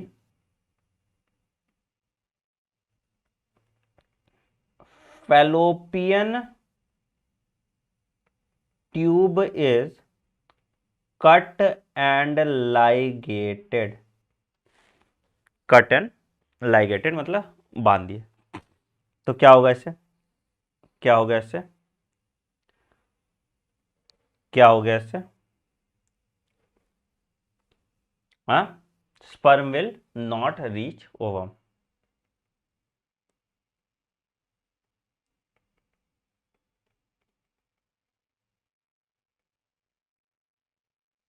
ठीक, किसमें किए, फीमेल में ट्यूबेक्टॉमी। ठीक है, दूसरा होता है, इसको हम वैसेक्टॉमी कहते हैं।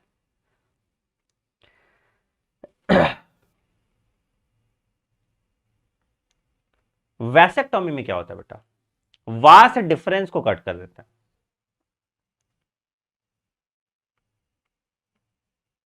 इस कट एंड लाइगेटेड, तो क्या होगा, सीमेन विदाउट स्पर्म इज रिलीज्ड, तो स्पर्म नहीं है, तो नो फर्टिलाइजेशन। अब बोलोगे सर ये कैसे होता है? कुछ नहीं, देखो देखो, अगर तुम फीमेल रिप्रोडक्टिव ट्रैक देखो, सॉरी मेल रिप्रोडक्टिव ट्रैक देखोगे, ये तुम्हारा यूरिनरी ब्लैडर हो गया, ध्यान से देखना, ठीक है, और यहां से तुम्हारा फिर मान लो पीनिस आ गया, ठीक है। अब क्या होता था कि यहां से ऐसे वाटर डिफरेंस आता था, यहां से ऐसे वाटर डिफरेंस आके यहां अंदर घुसता था, है ना।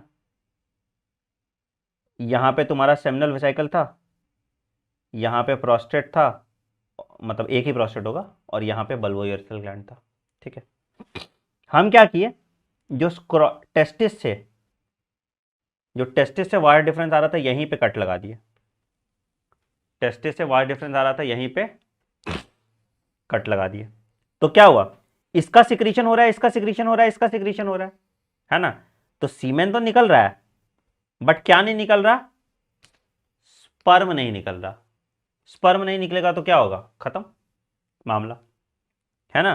तो इसको वैसेक्टॉमी कहते हैं। तो वैसेक्टॉमी में ये तुम्हारा नॉन इन्वेजिव होता है, स्क्रॉटल सैक पे ही कट मार दो, इजी होता है सर्जरी करना ना, स्क्रॉटम पे ही, स्क्रॉटल सैक पे ही कट मार दो, वहीं से वास डिफरेंस को बांध दो, काम खत्म, ठीक है। तो ये इजी होता है करने में। बट अगेन तुम देखोगे अगर रेशियो, तो वैसेक्टॉमी कम होता है, ट्यूबेक्टॉमी लोग ज़्यादा कराते हैं, क्योंकि अगेन लड़का क्यों पेन ले, है ना, तो गलत बात, ठीक है, ठीक है।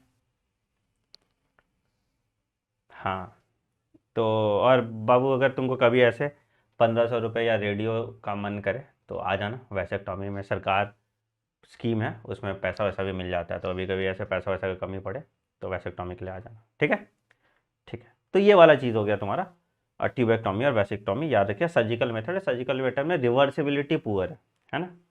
चल, अब हम पढ़ेंगे MTP, medical termination of pregnancy, उसके बाद STD, सेक्सुअली ट्रांसमिटेड डिजीज, और उसके बाद फिर पढ़ेंगे हम ART, जिस पे सबसे ज्यादा सवाल आता है, that is assisted reproductive technology, है ना। चल आइए तो आते हैं medical termination of pregnancy, medical termination of pregnancy लिखो।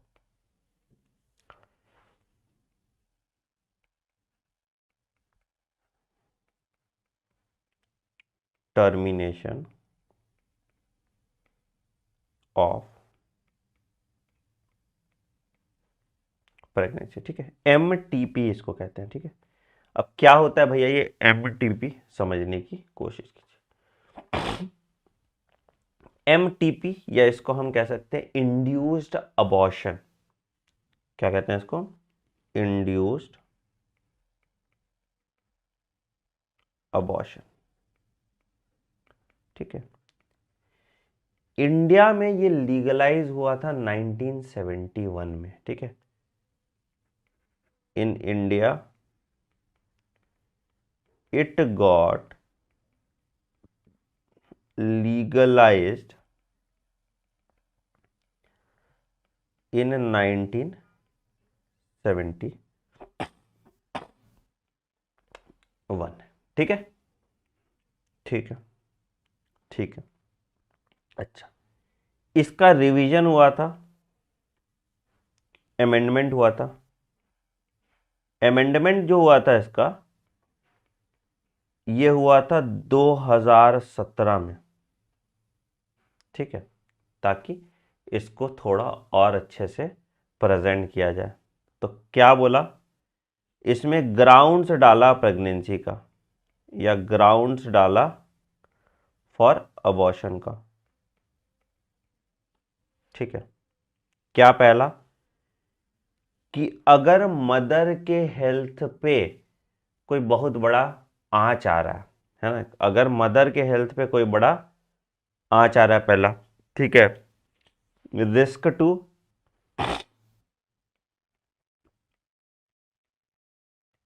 मदर्स हेल्थ, पहला बात बोला, ठीक। और दूसरा बोला, अगर चाइल्ड का हेल्थ खराब है, मान लो कोई बच्चा है इसको डाउन सिंड्रोम है, कोई ऐसी बीमारी है जिससे कोई फायदा नहीं है कि मतलब वो पैदा हो, ठीक है, तो अगेन एबनॉर्मेलिटी इन फीटस। ये दो कंडीशन ने बोला कि ठीक है भैया कर लीजिए अबॉर्शन। ठीक है, ठीक है, ठीक है, ठीक है, ठीक है। तो क्या बोला, तो अगर फर्स्ट ट्राइमेस्टर में एमटीपी कराना है, फर्स्ट ट्राइमेस्टर मतलब पहले 12 वीक तक, ये यूजुअली सेफ होता है। तो इसमें क्या हुआ, एक मेडिकल प्रैक्टिशनर की मदद से कर दो, एक मेडिकल प्रैक्टिशनर की वजह से कर दो। अगर यही तुमको सेकेंड ट्राइमेस्टर में कराना है तो दो मेडिकल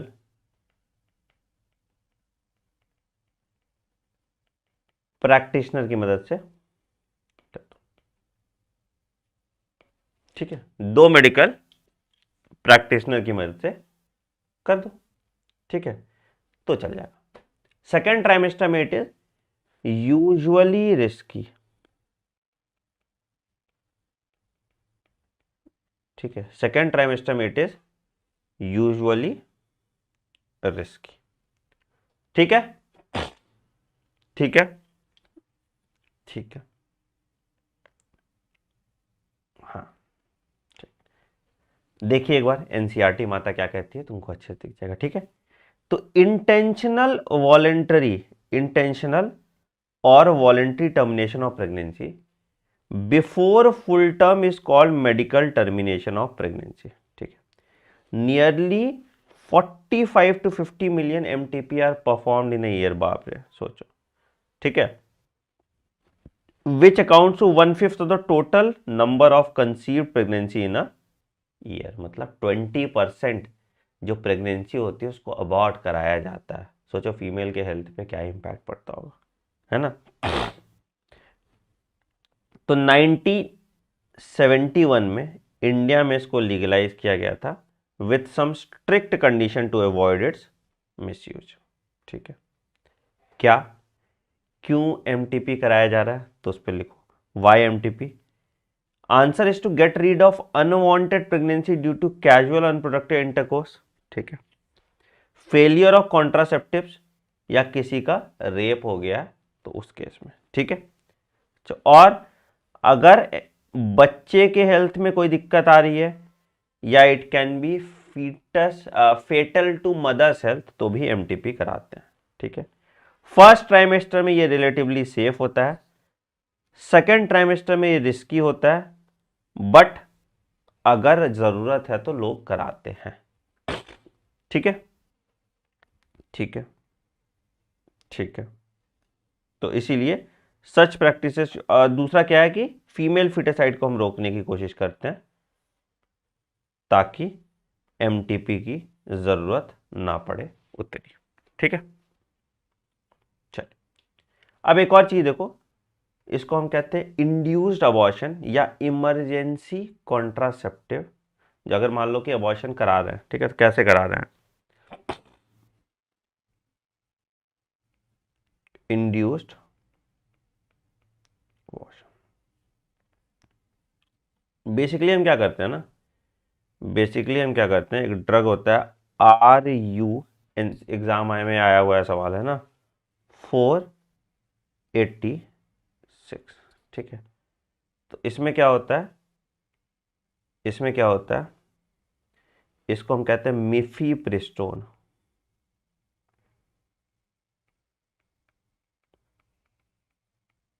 ठीक है, या इसको कह सकते हो एंटी प्रोजेस्टिन। ठीक है, तो बेसिकली दो दवाई होता है, एक को कहते हैं मिफीप्रिस्टोन और दूसरे को कहते हैं मीजोप्रिस्टोन। ठीक है, मिफीप्रिस्टोन और मीजोप्रिस्टोन देके हम नॉन सर्जिकल अबॉर्शन करा देते हैं, नॉन सर्जिकल अबॉर्शन करा। बेसिकली देखो करते क्या, बेसिकली देखो करते क्या, सपोज कि अगर मान लो लोगों ने क्या किया कि एक टैबलेट, देखो एक टैबलेट मीफिप्रिस्टोन का ले लिया, ठीक है, तो इससे क्या हुआ, प्रोजेस्टेरॉन का लेवल अचानक से कम हो गया।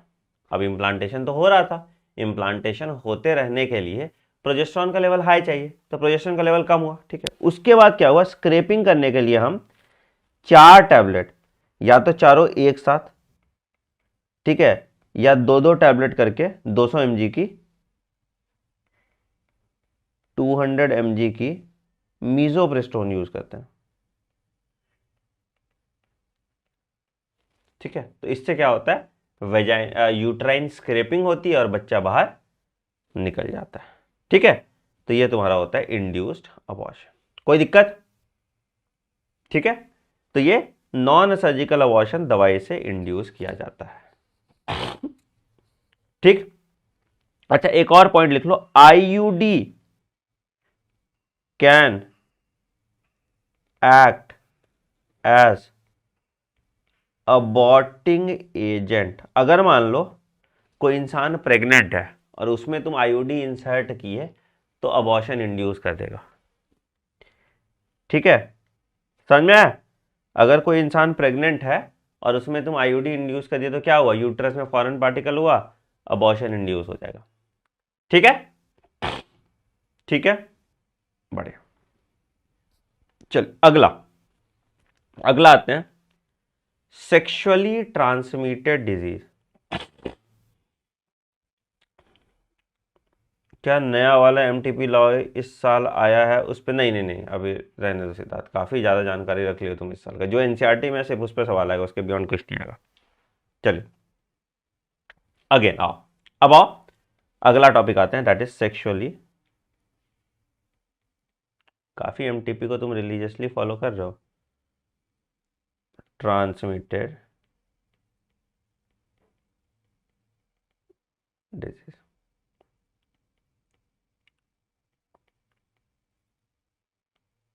सेक्सुअली ट्रांसमिटेड डिजीज, अच्छा आइए सर, कौन कौन सा सेक्सुअली ट्रांसमिटेड डिजीज है उस पर बात करते हैं, ठीक है। इसमें देख लो, तुम बस सिर्फ डिवाइड कर दो, बाकी तुमको बहुत डिटेल में पढ़ना नहीं है।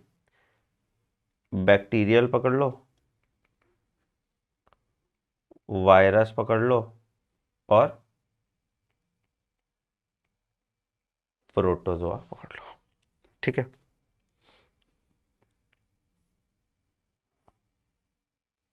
बैक्टीरियल में पहले लिख लो क्लैमाइडियासिस, अब बता देंगे, सिर्फ नाम जानना, ठीक है, बहुत डिटेल में मत घुसना इसके, ठीक है। सिर्फ नाम पे सवाल आता है, which of the following is bacterial, which of the following is viral, ठीक है। क्लैमाइडियासिस क्या है, किसके सौजन्य से ये बनता है, ये है तुमको क्लमाइडिया ट्रैकोमैटिस, ठीक है, ठीक है, ठीक है, ठीक है। तो इसमें होता है, तो बेसिकली इसमें क्या होता है कि तुम्हारा खूब सारा वाइट डिस्चार्ज और पस डिस्चार्ज होता है, खूब इचिंग होगा तुमको वेजाइना में, है ना, तो इसको हम क्लमाइडियासिस कहते हैं, ठीक है। अगेन बैक्टीरियल है तो क्या हुआ, दवाई देके या एंटीबायोटिक देके आप ट्रीट कर सकते हो, ठीक है। दूसरा है गोनोरिया,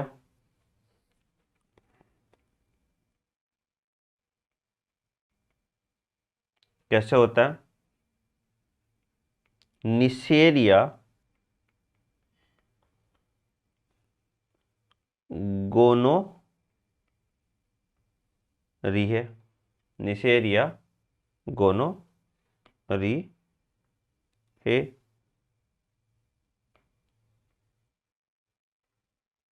ठीक है, ये हो गया तुम्हारा गोनोरिया, ठीक है।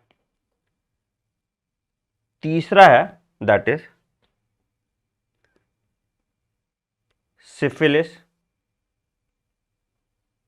ठीक है, ये किसका है? ट्रेपोनिमा पैलिडियम, ट्रेपोनिमा पैलिडियम, है ना, ये तुम्हारा सिफिलिस हो गया। ठीक, और कौन सा है इसमें? वायरल में तो इतना ही पढ़ो, सॉरी बैक्टीरियल में तो इतना ही पढ़ो, वायरल में आ जाते हैं। पहला जेनिटल हर्पीस, अभी सब बताएंगे तुमको ना थोड़ा बहुत कैसा कैसा होता है। ठीक है, इसमें आ गया हर्पीज सिंप्लेक्स वायरस,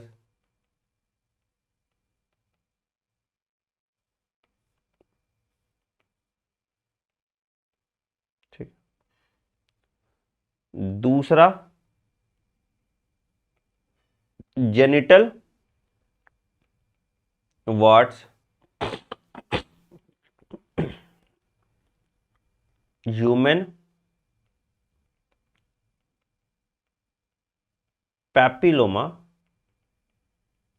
वायरस, और तीसरा है दैट इज एड्स, तो इसके लिए तुम्हारा हो जाएगा HIV वायरस।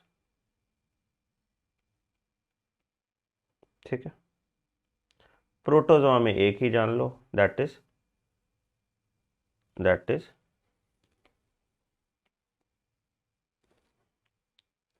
ट्राइकोमोनियासिस। ठीक है, कौन भाई करता है ये करता है ट्राइकोमोनास वैजिनलिस। ठीक है, ट्राइकोमोनास वैजिनलिस। अब आओ एक एक करके सबका देखते हैं क्या क्या। हेपेटाइटिस बी भी आ जाएगा, हेपेटाइटिस तो अलग से पढ़ेंगे बेटा, है ना, हेपेटाइटिस भी तुम्हारा वायरस में आ जाएगा। ठीक है, HPV वायरस। ठीक है, अच्छा सुन, अब देखो, अब बोलोगे सर क्लैमाइडियासिस में क्या होता है? क्लैमाइडियासिस में बेटा वही बताया मैंने कि पस डिस्चार्ज ऐसे ना स्मेल करेगा, ठीक है, चिपचिपा रहेगा, पस डिस्चार्ज या वाइट डिस्चार्ज होगा और बहुत इचिंग होगा, तो उसको हम क्लैमाइडियासिस कहते हैं। ठीक है, ठीक है, ठीक है। अच्छा, गोनोरिया में क्या होता है तुम्हारा? बहुत पेनफुल मिच्चुरेशन होता है, जब सुसु करोगे तो बहुत दर्द होगा और बहुत ज़्यादा जलन होगा। ठीक है, सिफिलिस में तुम्हारा क्या होता है बेटा? पेनलेस सोर्स बनेंगे, धीरे धीरे धीरे धीरे धीरे धीरे धीरे क्या होता है कि ये सोर्स बड़े हो जाते हैं। ठीक है, तो तुम्हारे बॉडी में एक, मसल में एक, ठीक है, और टर्शरी स्टेज में फिर वो बाकी दूसरे ऑर्गन में चले जाते हैं। ठीक है, तो ये टर्शरी स्टेज में होता है। सिफिलिस बड़ा खतरनाक होता है, दूसरे ऑर्गन में चला गया तो दिक्कत हो जाएगा।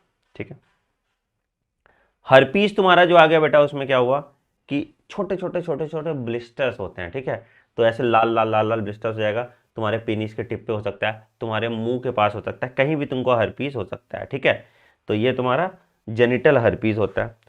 जेनिटल वॉर्ड्स में क्या हो गया? अगेन यहाँ पे तुम्हारा क्या हो गया कि खूब सारा, अगेन वहाँ पे भी तुम्हारे क्या होते हैं, अलग अलग अलग अलग छोटे छोटे छोटे छोटे छोटे छोटे पस्ट्यूल्स जनरेट हो जाते हैं, तो उसको हम जेनिटल वॉर्ड्स कहते हैं। और एड्स तो तुमको पता है, एड्स हम लोग अलग से डिटेल में पढ़ेंगे। ठीक है, अब याद रखना ये तीनों जो है इसको हम क्योर नहीं कर सकते, can not be permanently cured,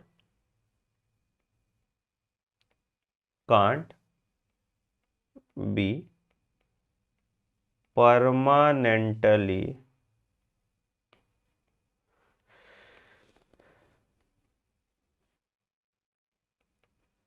cure. ठीक है, इसको हम परमानेंटली क्योर नहीं कर सकते। ठीक है, कोई दिक्कत?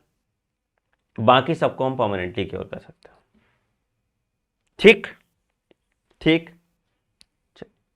एनसीईआरटी माता देखो क्या कहती है, इन्फेक्शंस और disease which are transmitted to sexual intercourse are called sexually transmitted disease, sexually transmitted infection, या वेनेरल डिजीज, या रिप्रोडक्टिव ट्रैक्ट इन्फेक्शन। ठीक है, तो gonorrhoea syphilis, genital herpes, chlamydiasis, genital warts, trichomoniasis, hepatitis B and of course HIV। तो इसमें देखो कौन कौन सा हो गया। बैक्टीरियल, गोनोरिया तुम्हारा बैक्टीरियल, सिफिलिस बैक्टीरियल, क्लैमाइडियासिस बता दिया था तुमको बैक्टीरियल, ठीक है, और ट्राइकोमोनियासिस तुम्हारा प्रोटोजोआ है ना, बाकी 3 तुम्हारे वायरल। ठीक है, ठीक है।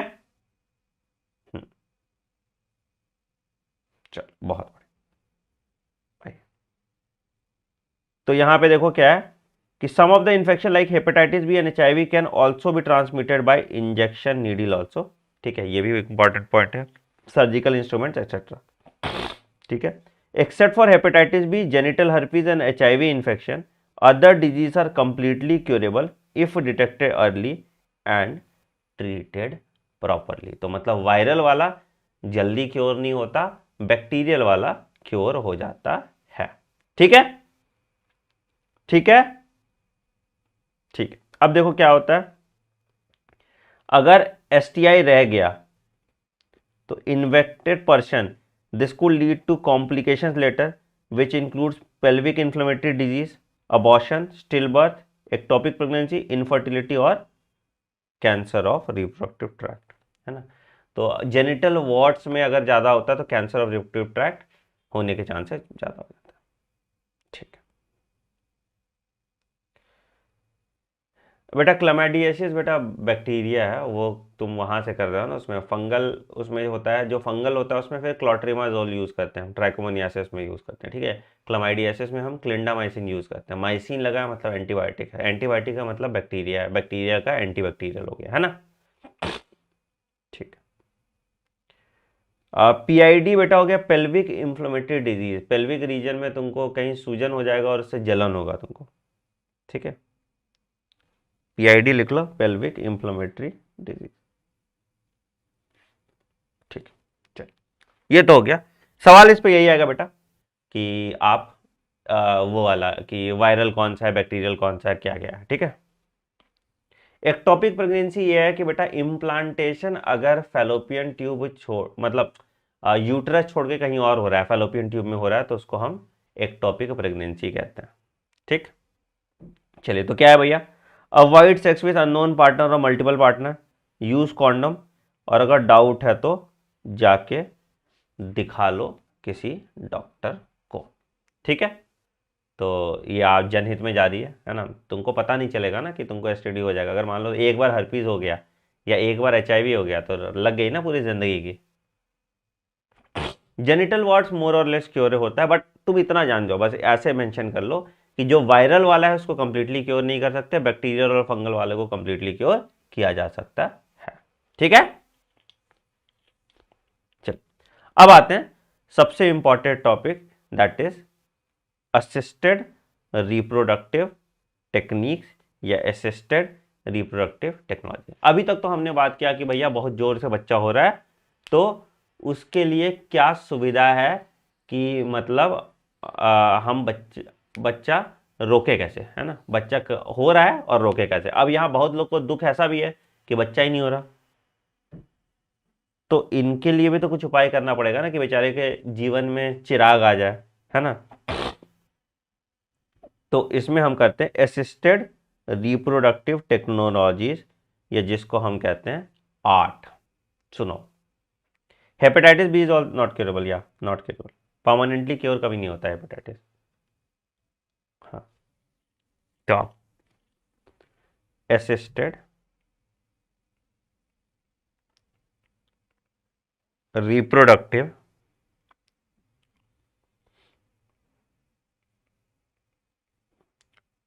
टेक्नोलॉजी,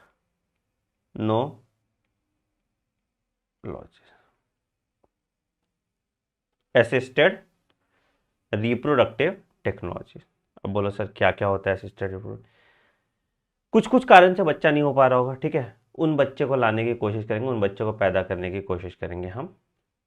ठीक, तो दो तरह से फर्टिलाइजेशन। अब देखो क्या क्या हो सकता है, क्या क्या हो सकता है दुख लोग के जीवन में, उसको समझते हैं, फिर समझ जाएंगे कैसे उसका इलाज कर सकते हैं। ठीक है, दो चीज है मेरे पास, एक है तुम्हारा स्पर्म, एक है ओवम, ठीक है। स्पर्म और ओवम फ्यूज करता होगा तो क्या होता होगा?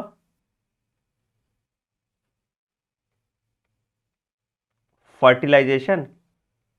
फर्टिलाइजेशन के बाद होता होगा इम्प्लांटेशन। इम्प्लांटेशन के बाद होता होगा एम्ब्रियोनिक डेवलपमेंट। और एम्ब्रियोनिक डेवलपमेंट के बाद होता होगा, क्या होता होगा? पार्चुरेशन। अब इनमें से कहीं पे भी दिक्कत हो गया, मान लो कि स्पर्म कम हो गया, या ओवम रिलीज नहीं हो गया, या दोनों फर्टिलाइज ही नहीं कर पा रहा, स्पर्म ओवम को पेनिट्रेट नहीं कर पा रहा, या फर्टिलाइजेशन के बाद इम्प्लांटेशन नहीं हो पा रहा, या एम्ब्रियोनिक डेवलपमेंट में फीटस मर जा रहा है, या पार्चुरेशन नहीं हो पा रहा, कुछ भी हो सकता है। तो एक एक करके इन सब प्रॉब्लम को फिक्स किया जाएगा, ठीक है। तो दो तरीके से होता है ये, ठीक है। पहले को हम कहते हैं इन विट्रो, पहले हम इन विट्रो वाला देख लेंगे। मतलब फर्टिलाइजेशन आउटसाइड द बॉडी, अगर फर्टिलाइजेशन बॉडी के बाहर हो रहा है, फर्टिलाइजेशन आउटसाइड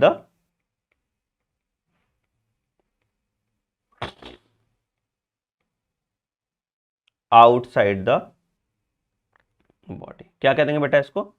इसको हम कह देते हैं इन विट्रो फर्टिलाइजेशन। इसको हम कह देते हैं इन विट्रो फर्टिलाइजेशन, जहां पे फर्टिलाइजेशन आउटसाइड द बॉडी हो रहा है, ठीक है। कौन कौन सा बेटा इन विट्रो फर्टिलाइजेशन है? पहला, सबसे पहला है, ध्यान से सुनना, मेरी बात ध्यान से सुनोगे बिल्कुल अच्छे समझ में आएगा। ZIFT, zygote intra fallopian. अब समझो, पहले हम किए क्या? हम लिए स्पर्म, या तो ये फादर से ले सकते हैं, या तो ये डोनर से ले सकते हैं। अब अगर फादर बढ़िया स्पर्म प्रोड्यूस कर रहा है तो क्यों डोनर से लेना, फादर से ले लिया जाएगा, ठीक है। हम लिए ओवम, या तो ये मदर से ले सकते हैं, है ना, या फिर ये डोनर से ले सकते हैं, ठीक है। तो अगर फादर स्पर्म प्रोड्यूस कर रहा है, मदर स्पर्म ओवम प्रोड्यूस कर रही है, तो दोनों फादर मदर का ले लेंगे, ठीक है। दिक्कत यहाँ पे कहाँ पे है कि फर्टिलाइज नहीं कर पा रहा दोनों। दिक्कत यहाँ पे कहाँ पे है कि फर्टिलाइज नहीं कर पा रहा, और फर्टिलाइज कर भी पा रहा है तो इम्प्लांटेशन नहीं हो पा रहा, ठीक, किसी कारण से। या तो हो सकता है स्पर्म के लिए हॉस्टाइल एनवायरनमेंट होगा फीमेल रिप्रोडक्टिव ट्रैक्ट में। तो हम क्या करते हैं, उसके बाद इनका फर्टिलाइजेशन कर देते हैं। कहां पे? इनका फर्टिलाइजेशन कर देते हैं, कहां पे?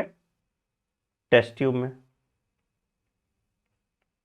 ठीक है। उसके बाद अप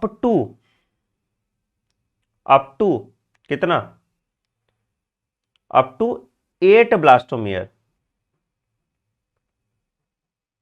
तो इसको हम जाइगोट में इंप्लांट करते हैं, ठीक है। अगर 8 से 32 ब्लास्टोमियर है तो इसको हम यूट्रस में इंप्लांट करते हैं। यूट्रस में अगर इंप्लांट कर रहे हैं तो इसको हम कहते हैं इंट्रा यूटेराइन ट्रांसफर।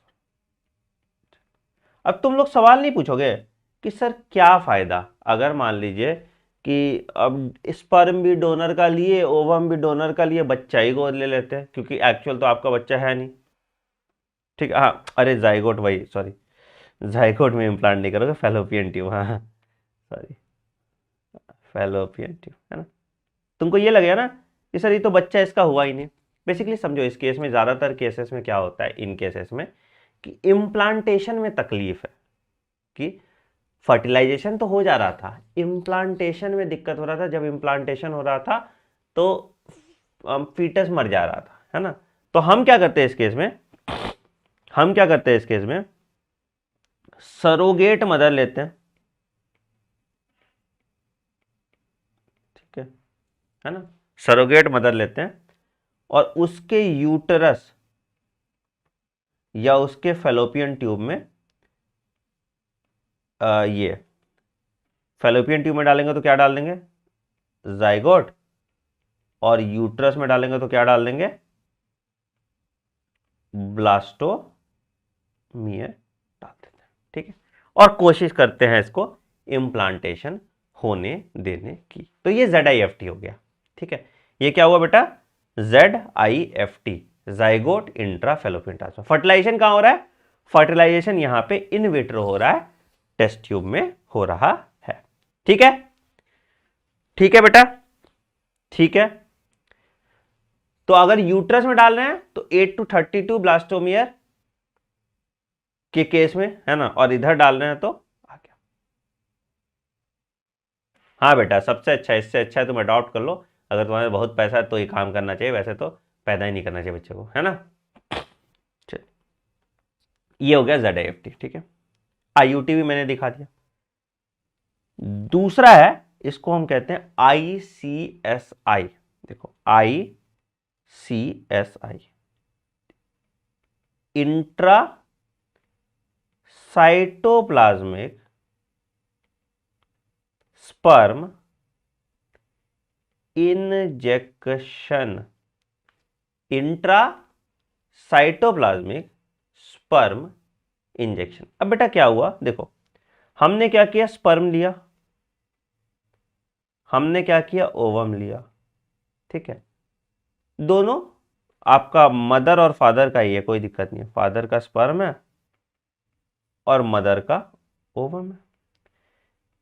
दिक्कत पंगा कहाँ है ना बॉस, पंगा ये है कि स्पर्म इज एबल टू, मतलब not able to penetrate into the ovum, sperm ovum में घुस ही नहीं पा रहा। Sperm is not able to penetrate the ovum. क्या किया जाए बॉस, क्या किया जाए बॉस, स्पर्म ओवम में घुस ही नहीं पा रहा, sperm is not able to penetrate the ovum, क्या किया जाए। तो हम क्या किए, हम स्पर्म लिए और इसको साइटोप्लाज्म में ऑफ ओवम में डाल दिए वाया इंजेक्शन, इंजेक्शन से स्पर्म को घुसा दिए साइटोप्लाज्म ओवम में। तो इससे क्या बना, जाइगोट, और जाइगोट को फिर हम फैलोपियन ट्यूब में डाल दिए मदर के।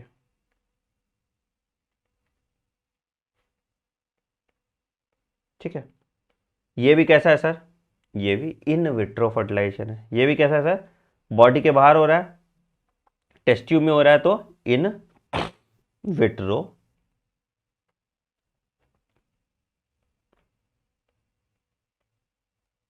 ठीक है, कोई दिक्कत, कोई दिक्कत, कोई दिक्कत, चलिए बड़े। चलिए अब आते हैं अगला, इन वीवो फर्टिलाइजेशन की बात करते हैं। इन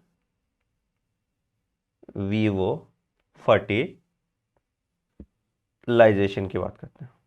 क्या है सर, फर्टिलाइजेशन इनसाइड बॉडी के अंदर फर्टिलाइजेशन हो रहा है, तो इन वीवो फर्टिलाइजेशन हो गया। बॉडी के अंदर फर्टिलाइजेशन हो रहा है तो इन वीवो फर्टिलाइजेशन हो गया। कौन कौन सा होता है, सबसे पहला है that is called gift gamete intra fallopian transfer. Gamete intra fallopian transfer, या इसको हम कहते हैं गिफ्ट, या इसको हम कहते हैं गिफ्ट। ठीक है, ICICI इन वीवो होता है। ओ माय गॉड श्योर गलत जानकारी आपको मिल गई, कैसे ओवम में इंजेक्शन लगाओगे वहां पे लगा के, है ना, इन्वर्टर होता है। ठीक,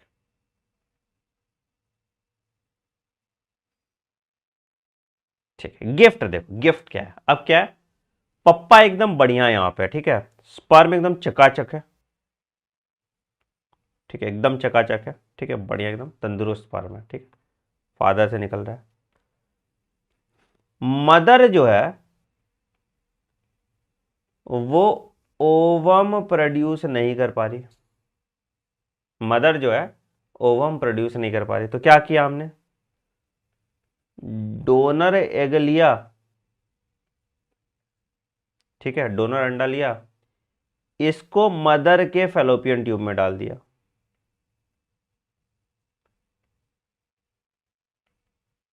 इसको मदर के फैलोपियन ट्यूब में डाल दिया, है ना। अच्छा, इसके बाद फादर का जो स्पर्म लिया और उसको इंसेमिनेशन करा दिया, इनसेमिनेशन हुआ। अब ये कैसा भी हो सकता है, आर्टिफिशियल इंसेमिनेशन भी करा सकते हैं, या बोल के हैं जाइए अंकल जी सेक्स करके आइए, ठीक है, बेटर है आर्टिफिशियल इंसेमिनेशन ही करा दें, है ना। तो इंसेमिनेशन हुआ और इससे फर्टिलाइजेशन इनसाइड द बॉडी हुआ, फर्टिलाइजेशन इनसाइड द बॉडी, तो इसको हम इन वीवो फर्टिलाइजेशन कहते हैं, ठीक है, इसको हम इन वीवो फर्टिलाइजेशन कहते हैं, ठीक है, ठीक, चलिए अगला होता है, इसको हम कहते हैं सबसे ज्यादा किया जाता है, इसको हम कहते हैं आर्टिफिशियल इंसेमिनेशन।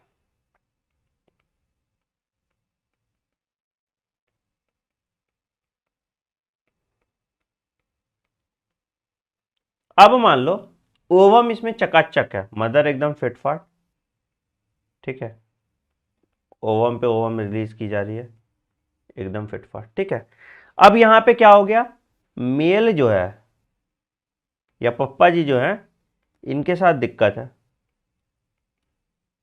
क्या दिक्कत है सर, पहला कि मान लो कि स्पर्म काउंट कम है, स्पर्म काउंट कम है, तो भैया क्या करेंगे, हम लेंगे, बोलेंगे डोनर स्पर्म लो और उसको हम इनसेमिनेट कर देंगे,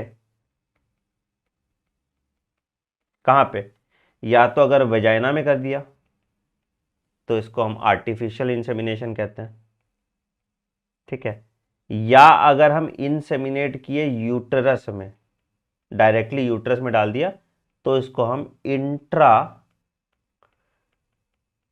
यूटेराइन इंसेमिनेशन बोल देंगे, इंट्रा यूटेराइन इंसेमिनेशन, है ना, इंट्रा यूटेराइन इंसेमिनेशन बोल देंगे, ठीक है। तो बहुत कारण से, मान लो कि स्पर्म काउंट कम है फादर का, या इरेक्टाइल डिसफंक्शन है ना, तो बहुत कारण से अगर ऐसा होता है तो या तो हम डोनर स्पर्म लेते हैं और उसके बाद, तो यहां भी क्या है, फर्टिलाइजेशन इनसाइड द बॉडी हो रहा है, तो इसको हम इन वीवो फर्टिलाइजेशन कहते हैं। यहां भी क्या हो रहा है, फर्टिलाइजेशन इनसाइड बॉडी हो रहा है, तो इसको हम इन वीवो फर्टिलाइजेशन बोल देते हैं, इन वीवो फर्टिलाइजेशन बोल देते हैं, ठीक है, कोई दिक्कत, कोई दिक्कत। तो इन विट्रो में कौन कौन सा आ गया, इन विट्रो में आ गया तुम्हारा ZIFT, IUT और ICSI, ठीक है। इन वीवो में आ गया GIFT, AI आर्टिफिशियल इंसेमिनेशन और IUI इंट्रा यूट्राइन इंसेमिनेशन, ठीक, ठीक,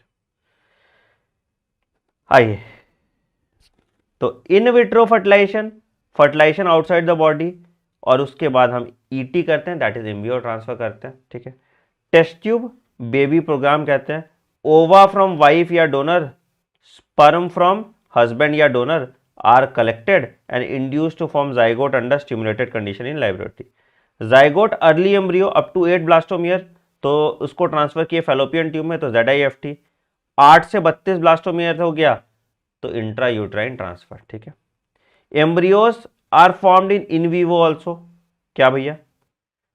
गैमीट इंट्रा फैलोपियन ट्रांसफर, क्या? Another female who cannot produce egg, तो क्या किए भैया? हम उसमें डाल दिए, अंडा डाल दिया और उसके बाद फिर मामला निपटा दिया। आईसीएसआई में क्या हुआ? Another specialised procedure to form embryo in laboratory in which sperm is directly injected into ovum. तो बेटा देखो ये इन विट्रो है ना, इन लेबोरेटरी बोला है, इन लेबोरेटरी बोला है, ठीक है, इन विवो इन विट्रो है, ठीक है, देख लेना, ठीक है। उसके बाद फिर क्या बोला कि अगर मान लो inability of male partner to inseminate due to low sperm count, ठीक है, तो इसको हम आर्टिफिशियल इंसेमिनेशन से कर देंगे। क्या किए? स्पर्म कलेक्ट किए हस्बैंड या डोनर से और उसको वेजाइना या यूट्रस में डाल दिए। यूट्रस में डाले तो आईयूआई इंट्रा यूट्राइन इंसेमिनेशन, और वेजाइना में डाल दिए तो तुम्हारा आर्टिफिशियल इंसेमिनेशन। अच्छा आईयूटी लिख दिए हम क्या? आईयूआई ही तो है बेटा, टी नहीं है ना। आईसीएसआई ये आईयूटी है, ये आईयूआई ही तो है, इंट्रा यूट्राइन इंसेमिनेशन। हाँ ठीक है, बढ़िया बढ़िया, ठीक ठीक है। तो ये वाला बात तुम्हारा खत्म होगा। अब इसमें यही बोला है कि भैया इतना खर्चा करोगे, बहुत खर्चा होता है सरोगेट मदर वाले बनने में ना, ठीक है, तो कोशिश करो अबॉर्ट कर लो, सॉरी अबॉर्ट करना है, अडॉप्ट कर लो अबॉर्ट कर लो, ठीक है, अडॉप्ट कर लो। तो adoption is always a better option, है ना, अडॉप्ट कीजिए, बढ़िया रहता है, ठीक है। चलिए, अच्छा एक चीज़ और पढ़ाएंगे तुमको लास्ट में, जिसको हम एमनियोसिंथेसिस कहते हैं। एक पॉइंट और लिख लो बेटा, जिसको हम एमनियोसिंथेसिस कहते हैं। आओ, एक टॉपिक लास्ट टॉपिक है, उसके बाद छुट्टी तुम्हारी। एमनियो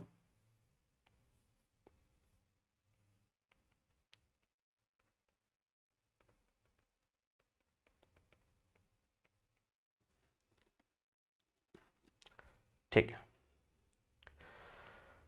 अच्छा ब्रो, एमनियोसिंथेसिस में होता क्या?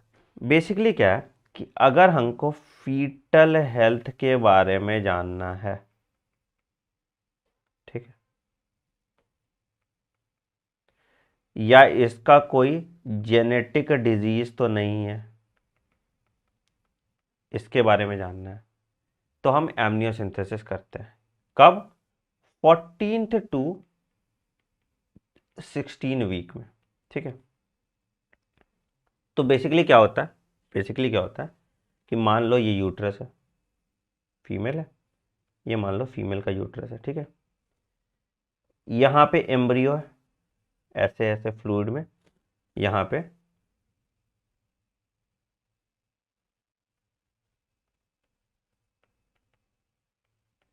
एम्ब्रियो है, ये तुम्हारा एमनियोटिक फ्लूइड है,